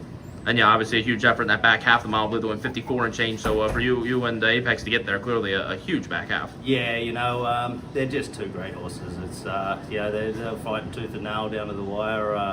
Dex actually congratulated me after the wire. He thought I'd won, and I said, I'm not so sure, buddy. You know, so, but it's a good, yeah, just a good horse race, good finish. Well, we'll wish you the best of luck next week in a rematch. Thanks, Edison. Sore foot. Yeah, so and you know what? It's always interesting when they say minor issue, but he felt it around the turn. He felt it in warm-ups when he was scored down. So they can't pull the shoes if that's the case. I guess the takeaway, though, is, I mean, if it's going to get better in the next week, I mean, I'm sure it won't be fully healed, but I mean, that's a heck of an effort with a sore foot, isn't it? But remember, it's the foot. But remember, and I don't know what foot they're specifically talking about. His season ended last year because of that bruised coffin bone. And I think the way that they've had to campaign that horse has been purposefully light, because at least from visually what I see, he's a horse that does move kind of hard. Like he's got speed, but no foot, no horse. He kind of hits the ground a little hard from some of the races I've watched of him. So yeah, if we can catch Chris Beaver, the horse was not in the stall. I was kind of doing a little investigative work because I caught my attention, of course, to go ask trainer Chris Beaver about it if we get a little more info. But I think horse was gone, so I'm assuming test barn probably. So right. All the stuff was still there. So the horse is still clearly here. So we'll see if we can't catch them at some point, maybe after this race. Even if it's after the show, I'll put it on social media or whatever. You know, we'll definitely get the information out there what we learn. And hopefully some journalists this week in the preview story for the Hambo will pick up on that, because that's definitely an interesting little tidbit there from Andy. And by the way, he told me basically every driver on the track congratulated him. I'm surprised. I thought the 7 clearly held on, but you two thought maybe the 9 got there. I guess the drivers did. I'm impressed when a driver can tell from a photo like that they know they won. Because Andy said he thought Dex won. He won. Everyone else thought Andy won. You know? But well, I think people thought Andy won also because he had the better trip. So they thought, okay, it makes sense that he would have got by because of how close things were up there. But I wonder if if the sore foot is in the same proximity to where the coffin bone issue was at the end of last season. If that's the case, I mean, not to put my doctor hat on, Mike, but yeah, I didn't know that. You're giving me new information. So if I get Chris Beaver, we're going to get a lot of information here, hopefully. Yes. These questions answered. but that also means next week, depending on what it is. Yeah. I hope he races. I hope he races. Yeah, he might not race. I mean, that's very possible. To go that type of trip still with the sore foot, I think that bodes well. To go, it does. But if you're hurt, I mean, and you're still, I mean, it's, I don't know. I mean, sure, that like anything else. It's not. Is it going to be 100%? Is it going to be 80%, 90%? I don't know. That's you don't know. The tit for tat. Only the horse knows. It's the tit for tat of the horse, race to his form, but with that little issue, how much does that eat into them into the next week? I mean, good horses can overcome it. Hey, Ray, sorry. Welcome to the joys of live shows. I just sent you an email accidentally. It's Andy's interview again. Ignore that one. But you do have one from Dexter. You have one from Dexter. Oh, really? And then I just sent you Andy's again accidentally. Sorry. Well, we should talk about this elimination though, because I mean, we're getting close. 17-1. Spencer Hanover. This horse is still winning the Hambo. Okay, that's a great price if you like him. I mean, Big Ranger should really be 3. This is a good betting race. I don't like the horse at 3 to 5. I just How don't believe Big Ranger yet. I mean, we have seen some horses come in town, and think of heck, even CB Hanover surprised me in the last race, right? On Norway's been impressed. I mean, we've seen out of towners come in and do big things, but I'm just so stuck. Come on, Ray, you're the Oak Grove guy. I'm so stuck on that Oak Grove elimination for Big Ranger that, I mean, he had his chance against Endurance and the AIs of the world and was, 4th, right? Nick Snaggin. I mean, and then, you go to Ohio. Yeah, you got all these big blowout wins, but is he really ready to take on these horses in the spot? Now, to be fair, he obviously drew the weaker elimination, but thinking, maybe I'm thinking a little bit more towards next week. But even here, I mean, Diabolic Hill at 6-1 over that horse. Spencer Hanover 17-1. Big Ranger looked much better in the consolation than the elimination, but again, it's the consolation. But who did he beat in that consolation? He beat Zephyr Kemp, who, is admittedly just an okay Kentucky Sire Stakes horse. Definitely doesn't appeal that he had to go on Lasix, well, quote unquote but went on Lasix after that win when with Gillespie and then going into the Lorenzen barn. Of note also, I don't read those Scioto times that strongly. That's a track that sometimes goes faster than you think it should. That's why I think that people are just a little overplaying that. Like, I mean, look, if he jogs off the screen at 4 to 5, I'll be proven way wrong. But I just don't know that horse is, going to be 4 to 5 good in the spot. But, and by the way, if we're, I don't know, am I allowed to say only? You know what? I don't care. I'm gonna say it on the record. I'll say it as best as I can. But I tend to disagree with the ownership's choices of this horse. Oh, we touched on They can do that. the hell they want. But, however, most importantly, it is not my horse, so that is their choices. But just saying, not that has any influence on how we're betting this or looking at this race, but. No, we were talking about, because again, like, when you own the horse, you make the calls, but correct. I can't help but empathize for Ronnie in that position. That's probably what is more than anything else. I mean, again, not necessarily anger per se in the ownership. I mean, what they do is their choice, but definitely got to feel for a guy like Ronnie, who's, hardworking guy who gets this horse and then loses them. But again, Racing is racing. You make your decisions, and if they win this Hambo, maybe they wouldn't have done with Ronnie. Maybe they would have. I mean, again, that's obviously not our money to make these decisions. If it was our choices, well, actually, I'd be concerned whatever Ray owns. Probably, Well, they're getting ready. I mean, there's 90 seconds here. You got 4 to 5, Big Ranger. It could be worse. I thought would go up. He keeps going down. He's 5 to 1. Yeah, I'm surprised at that price. Spencer not taking as much as we thought. Dead on the board. Diabolic Hill 6 to 1. I mean, that's not a bad price on him. Honestly, it's really not. It's kind of interesting. If you've been me with Spencer Hanover and you've been chasing 9 to 5 and 3 to 1 with them, you may as well take 18 to 1, right? Oh yeah, 100% got to take him if you like him. I mean, I think it's a good bet either way because pretty solid. Yeah, I mean, even a couple bucks if he gets back to himself, I mean, he can beat these horses. Gets the post advantage. Well, what about another one that's kind of, well, I don't want to say being ignored, 7 to 1, but Magic Punk. At one point, what race was it? Is it the Good Times? After that Good Times elimination, I think is when I said gosh, he could be the one this year. Like, It's Yannick in elimination too. He loved to win elimination. And if you're looking to the barn, I'd say Oka's had decent success tonight. Obviously, the Hambo Oaks elimination. Yeah, but why isn't he driving? I think this is a question I can ask, I guess, if he wins or we get a chance to catch him later. But, at this point, I think when Yannick took over in that Good Times elimination, that was because Oka was driving another horse of his, I think. And then I guess it was one of those things that he just drove well enough that either Oka or the connections just, wanted to stick with Yannick. My best guess. 4 seconds to post.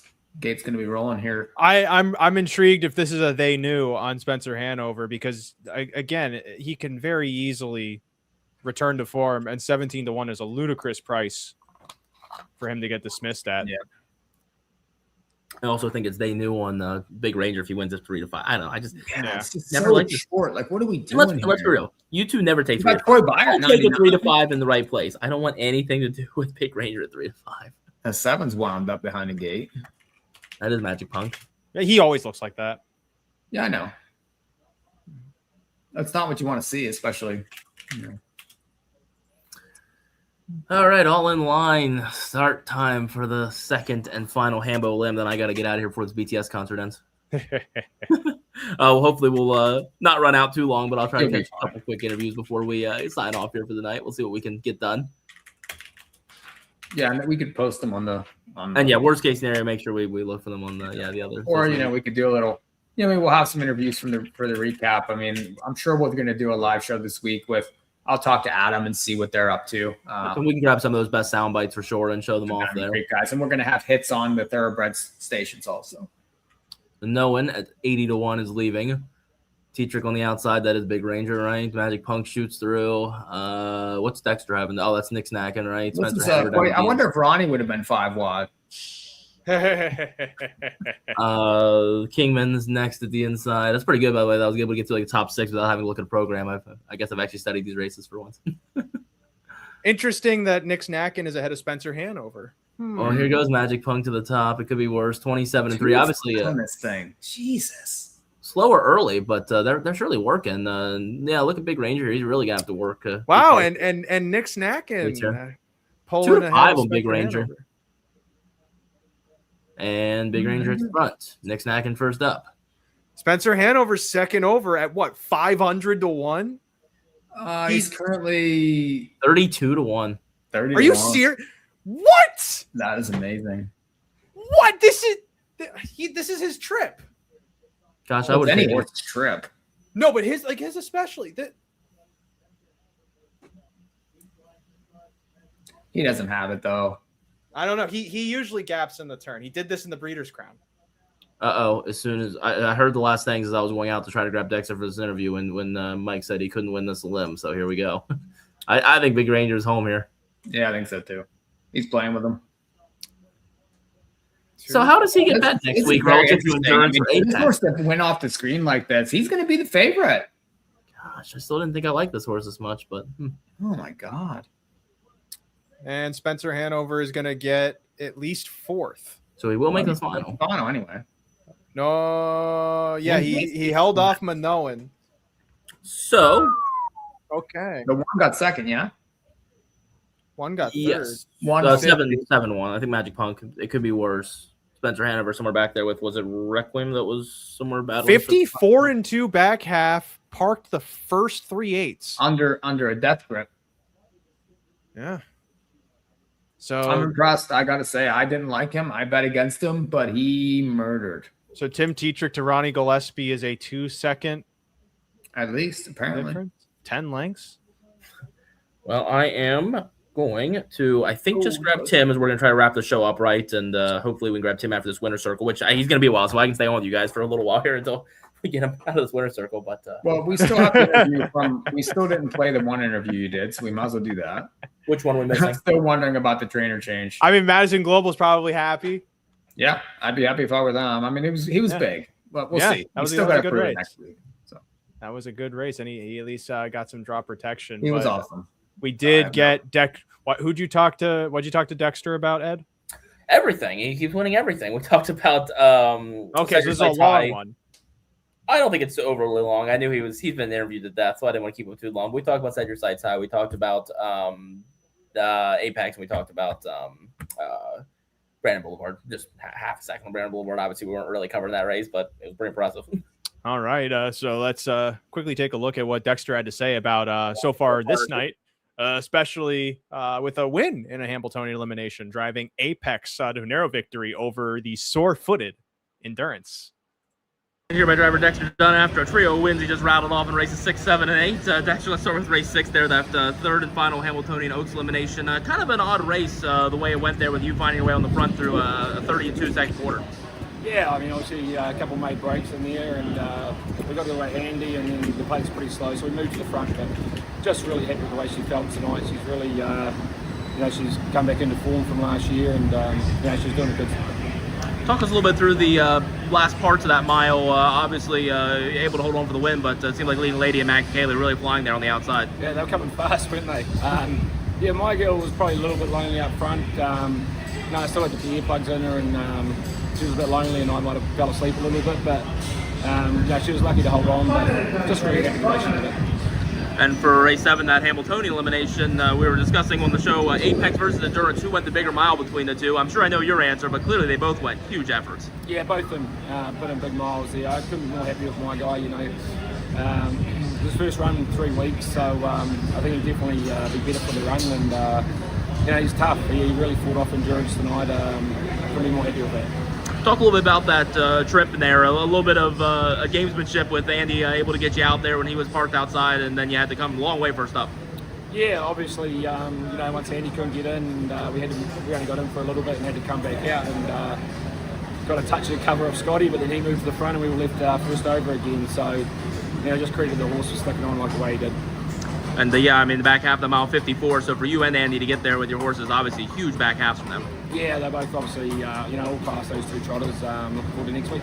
And last but not least, Brandon Boulevard tonight. A nice victory here, but I'm sure obviously the prep for next week for the cane. Yeah, he felt great tonight. It was a big mile.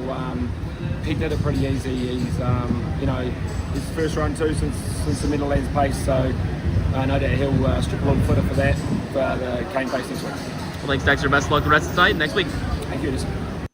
I've noticed that as the nights go on, you can hear Dexter's voice going in every interview. I mean, he's been interviewed a lot. No, I'm not even thinking that. These guys have to scream at their horses. That's half the driving is chirping and ah! I mean, you're not wrong. Yeah. So gosh, is Big Ranger actually be the favorite this Hamiltonian? No, there's no way he's the favorite over Apex. No way. I mean, what did Apex go time wise? I mean, I get totally different trips, the way they went, but I can pretty tell significant you, difference, right? Not really. No, it was 50-4. Oh, I thought it was slower than that even. Okay. Also, we're worth going back to with the Oaks from what Matt Kakali said. Charted leading ladies final quarter 25-2. The back half of that race was 55-1. She made up 7 lengths, so 53-4.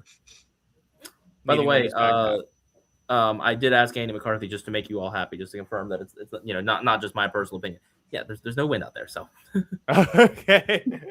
Then I don't know what's with the. There's not a magic wind 10 feet away from where I am that we can't feel. So. Up the backstretch, they were always into the wind. They were always facing the breeze. Maybe it's the breeze of the BTS show that is happening right across the parking lot. More live time sorting out of things. What do you all want to do? Do we want to wait 10 or 15 more minutes here? Because the T-Drake's just getting interviewed now, coming back here and me get it. Why not? We're at an hour 41. Do we want to stop at 2? Is that good enough? Yes.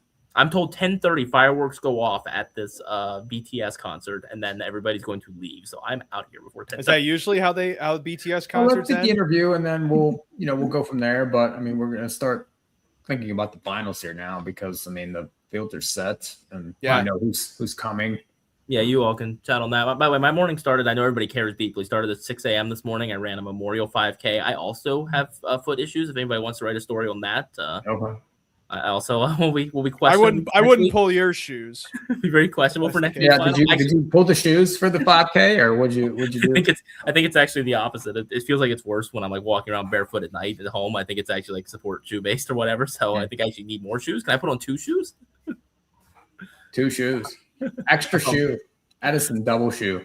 So yeah, we're a little sore. I think we did. That is what people call him. Final. Actually, I don't think we did qualify for the final. It was a very pathetic 35-minute 5K. But anyway, long and short, 4 hours of driving after that. Been here all afternoon and evening, and 4 hours back home. So I will be up about 24 hours by the time we're done. And we're you need a hotel. Is my voice also disappearing by the end of the night here, like Dexter? Unfortunately, no. Go yell a little bit more. Unfortunately, through all of the talking you do, it is still a stout baritone. Maybe a bit more alto. So who do we think's the favorite now? Is it? I stand by Apex. I don't know. Depending on how it draws, I don't think so. I think Big Ranger is 2 to 5 in this Elim. Like Big Ranger is going to be the favorite. I get that he avoided Apex in the during the finals. Oh, by the way, just so he's officially exonerated. See, when Thomas said it, he said it so confidently. I didn't want to contradict him, but I didn't think it was. Rallis did not make any morning lines tonight. This is computer morning lines. Direct complaints to the computer, not Rallis. Yeah, Johnny would have never done some of these. We'll throw John under the bus next week for. Yeah, now next week, we throw him under the bus. Because there's bound to be one or two, but at the very least, they'll all add up to at least like 160 points. I mean, we've seen that before, right? And people won't shut up. So you think that you think Apex will be favored over Big? I do not. I think Big Ranger will be the favorite now, especially off the blowout win. Yeah, I mean he definitely shut me up. The case for Big Ranger is the amount of heat he was taking in the wind pool in that elimination. That's certainly an indicator. But Apex also was taking that sort of heat. He was. I just realized I should. Sorry, I muted myself for other reasons. I should go to T-Drake. Sorry, I interrupted you. Okay. Yeah, and then Apex was odds on. He was 1-2 in his elimination. But I'm hard pressed to think that even though Big Ranger was faster. And granted, the draw will also determine this. Because, like, if one of these elimination winners draws post 1, then whoever isn't in post 1 is probably the favorite. Marcus Melander, Dexter Dunn with a son of Wallner out of one of the fastest trotting fillies ever. that horse is the favorite. I don't know though, because I mean, it's the Hambletonian. So you have, it is the Hambletonian. You're going to get, it's not your regular Saturday Night Meadowlands money. It's not your regular Saturday Night Meadowlands pool. So you're going to see, like, I think a lot of people are going to come for this horse. I mean, it's, he's going to get the ancillary money. Nobody outside of the harness racing circle knows, who Mission Brief is. I'm going to tell you right now, they don't. They know who Marcus Melander is, and they know that he's winning. What's his UTRS right now? I don't. 4.34. That's kind of irrelevant in this. He wins at like 30%. Yeah. That also means something. If you like one or the other, you're going to get value because of the other one. So, and you still have Endurance in the mix too, who's right there. I mean, yeah, and just presuming that the sore foot is not that much of an issue, which might not be. I don't know. I mean, it wasn't an issue tonight, but who knows? It could be an issue in the way that after the Hambletonian, there's a nice little respite until maybe the Kentucky Futurity. Yeah, very likely. Something of that sort. Kind of like the 6 hour. Yeah, the 6 hour route. Well, 6 hour also, he had his issues too. I don't want to say with soundness, but he was a horse that they had to pick spots with because I think he was one of those that could just get a little sore with how hard he went inside those races. He was a fast horse. It'd be nice if we could get a contest for Hambo Day. Maybe one of these places can give us a Hambo contest, like Twin Spires or Express Bet or somebody. I mean, give us a Hambo contest, please.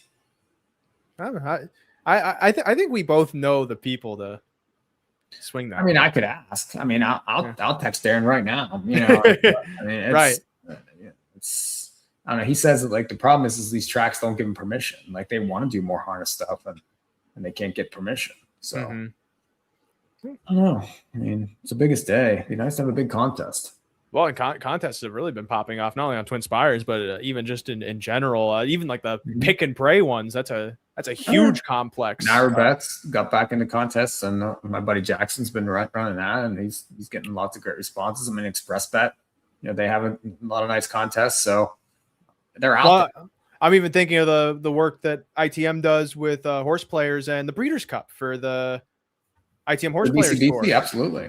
Well, and the Horse Players Tour, absolutely. That's Horse Players Tour, where if you, I forget, it's like top 2 finisher. I forget how you top 4 finishers. You earn a spot into the playoffs, and if you can win in the playoffs, you get a $10,000 BCBCC. Yeah, which you got a BCBCC last year, right? But a different contest, not for this contest. No, but still, you can attest to the experience of what BCBC winning something like that is. Great. It's awesome. Matt Miller won it last year, the ITM Tour. My buddy, he is a fantastic contest player, fantastic handicapper. So I mean, Matt is probably the best contest player that I know. I mean, he's unbelievable and he's very generous actually. And you should check out his book.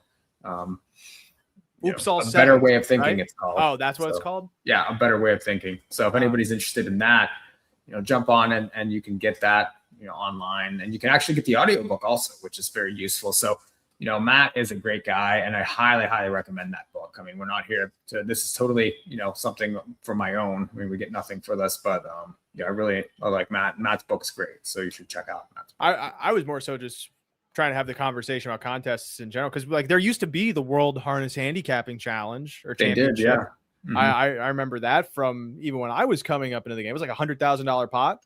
Yeah, and now they don't do it anymore. So I mean, and meanwhile on the flat side, it couldn't be doing better. Like I was thinking about just how great of a value it is. Where if you can win it, like granted, it's hard to win those contests, but when you can win those seats, and that's why I was throwing it to you. Like you get to go to the Breeders' Cup. You were there. Yes, it pays for your travel, and those tickets are so damn expensive. They are expensive, yeah, and you get tickets. So if you can get a BCBC seat, you can get into, like I went to the Breeders' Cup last year at Del Mar. I was there watching those races, and this year it's at Keeneland, next year it's at Belmont. So if you want to have those experiences and these big contests, and the prize money's huge. I mean, the guy that won the BCBC last year won $800,000. So, well, how much did Coatney win when he won? Drew won. I want to say maybe it was over 700 for sure. I don't know the exact number, but on Flightline, put it all Drew on bet 90,000 on Flightline. Flightline to win, and he won. So I big mean, play.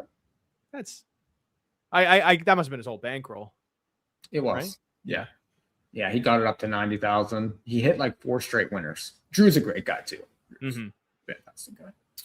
But yeah, we'll see. Maybe we can pull some strings on the harness side, because I just like on podcasts, we also have to kick up some dirt, no doubt, behind the scenes to try and keep this damn sport alive. There's somebody, JD, question for Mike. Do you think Prince Al Hanover can step up to face open tights? Yes. I think so. Oh, in this open pace, JD, I'm sorry, I didn't look at that for tonight, but so what could it possibly be a prep for? U.S. Pacing Championship or Sam McKee?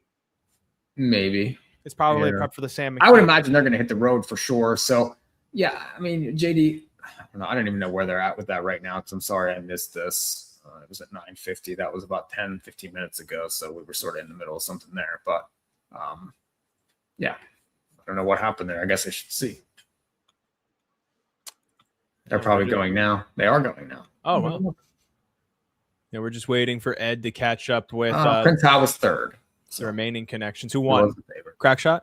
Crackshot. Mm-hmm. Yeah.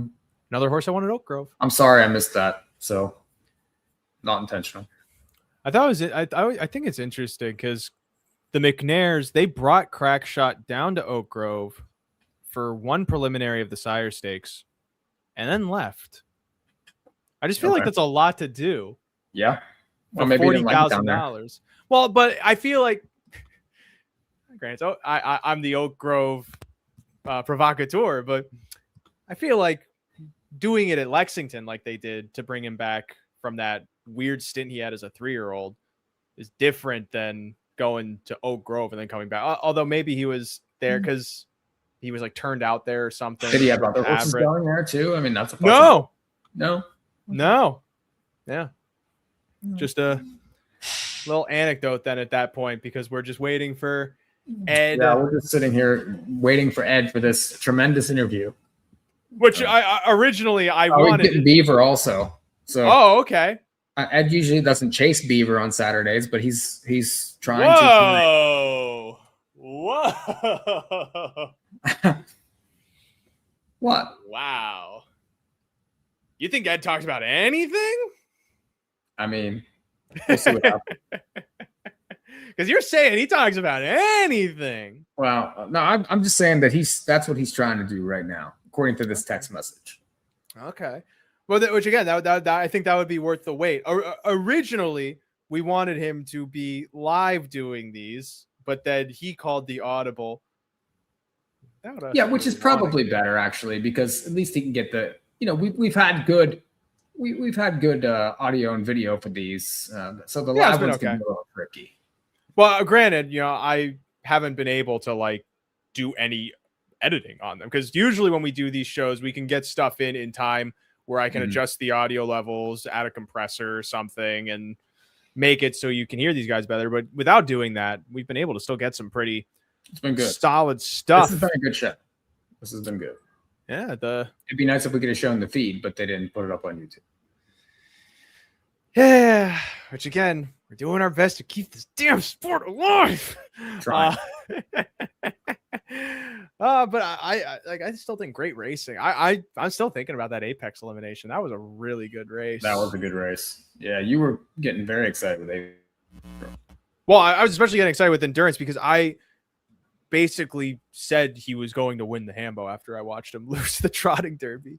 Yeah, but what about the sore foot thing now? Does that bother you?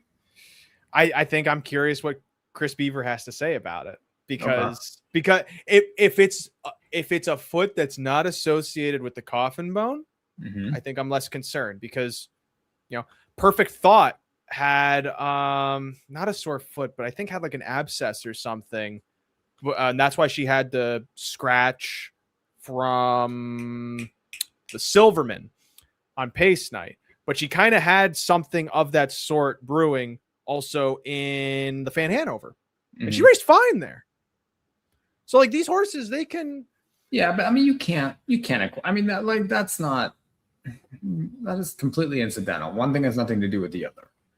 No, but it's like yes, it's anecdotal, but that's also to say like we don't know how many other horses they brave through those sorts of things because they're just good horses and they can still race to form in some capacity. The only thing it says to me is that in a race like the Hambo, where they thought to maybe pull the shoes, they're probably not going to. Mm-hmm. And what does that mean when Apex pulls the shoes? Because I don't know if Apex pulled the shoes tonight. Did he? Yeah. He did? No, I don't think he did. Okay. I missed it on the crawl. No, I'm pretty sure he didn't. Yeah. Because Melander's going to pull the shoes. Who else is even in that final? Burke might pull the shoes on AI. Probably not. I'm not worried about him. I mean, you should worry about him in the pace setup of the race. He's got great gate speed, and he wants to sit close and work that Sig Sauer type of trip, but he's not a Sig Sauer. Here's Ed. All right, we're getting levels of exhausted here, and we got to beat these fireworks out of here. But Ray, I just now sent you. I said you were going to get it soon. I transferred to you now. I was downloading and transferring, so now I've got the Tim Tetrick interview to you. We can play that to wrap us up here. So Chris Beavers left, but I did see a horse in the stall back in the test barn, and the groom was with the horse. And I did confirm, not related to anything last year, Ray. It is a different foot than the issue at the end of the season last year, so unrelated to that. Groom told me he just kind of hit it. She literally made the most of it, kind of like hit it, I guess, just kind of in training last week. She said minor issue, no concerns at all for next week. But I mean, again, I got to just do the journalistic reporting here. She was, again, I'm not any expert on what it might mean, but she was really heavily working on that foot, though, in terms of bandaging it and wrapping it. And it's the front left. Well, front. Okay. So, well, I mean, but that I feel like that's standard for something you might nick up a little bit. You have to just, control the blood flow of it. Mike, all the medical terms. You have to. I don't think we want to blow something out of proportion that's not, but at the same time, I don't think no connection's going to come out and say, "Oh, it's terrible. It's square end." Obviously it's not, but I don't think anybody's going to say "Oh, it's going to bother him next week." So, but I think again, when you're watching on the crawl, does he pull the shoes?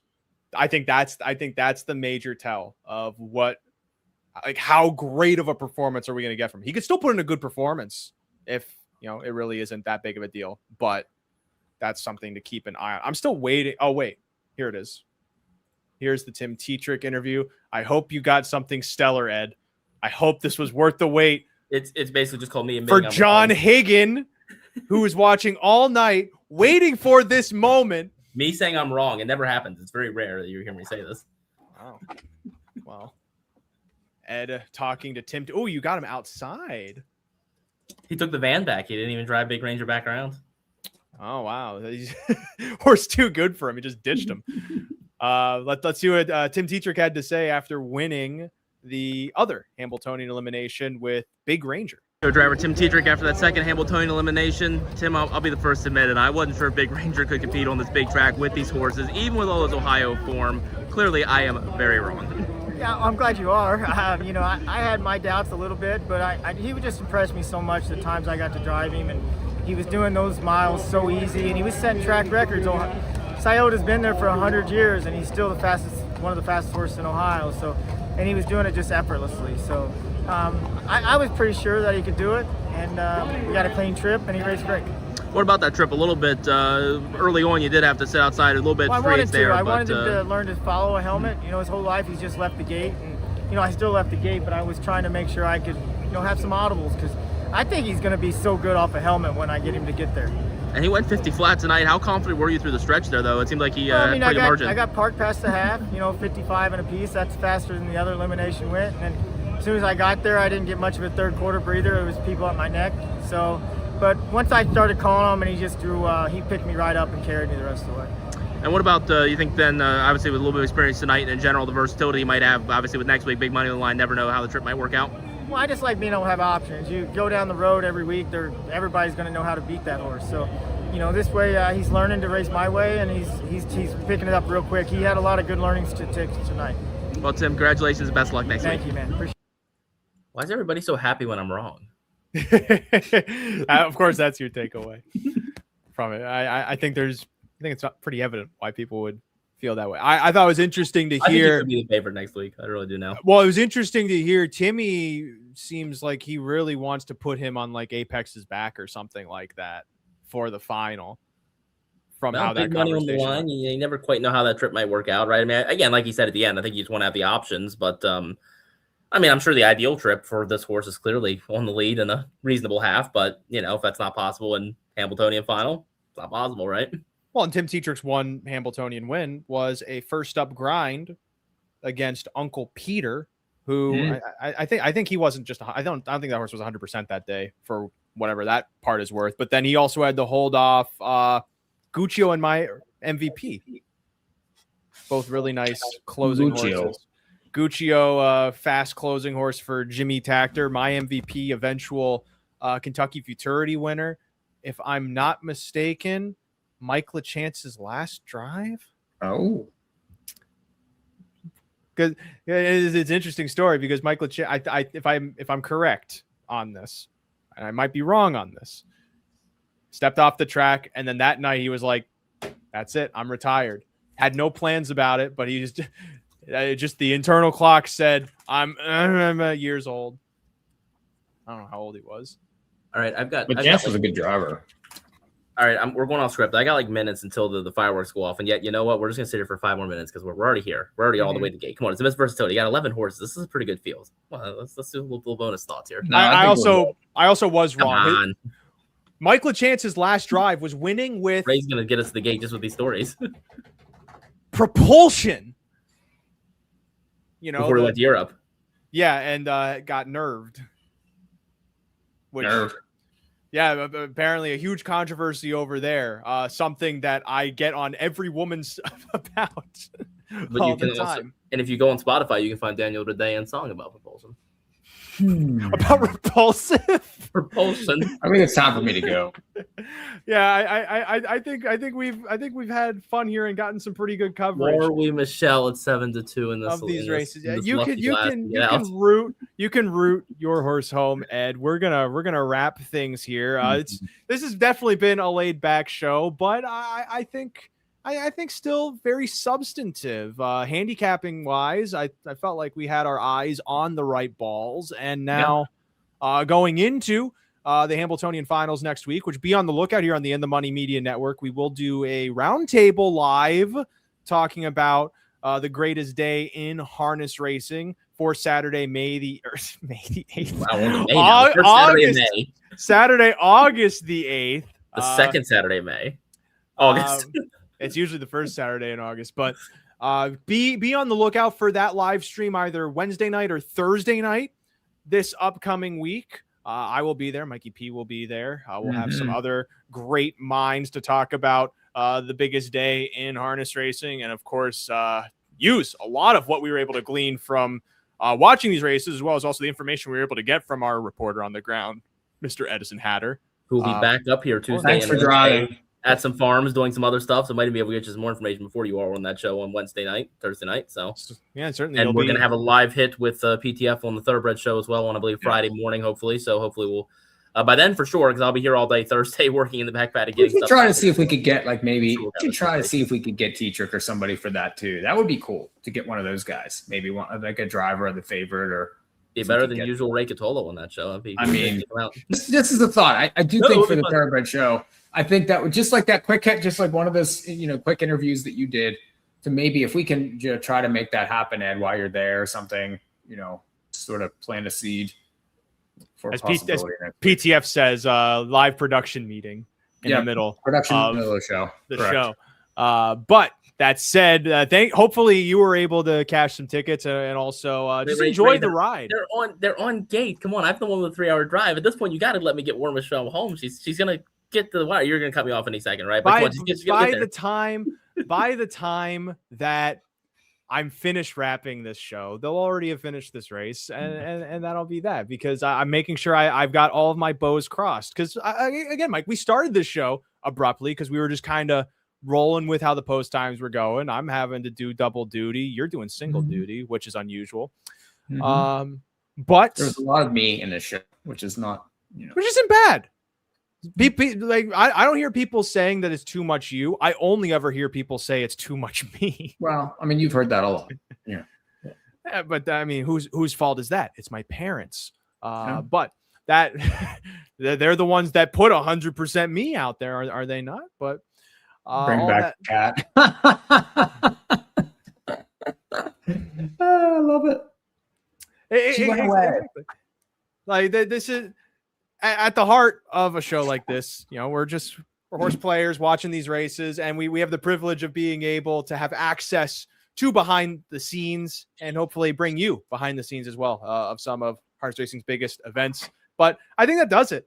Is that the new cat? No. Well, it's one of the new cats. Lucky's her name. Imagine that. One of the new cats. I didn't realize that there were multiple two cats. Oh yeah, I'll have to bring the ragdoll for the next show.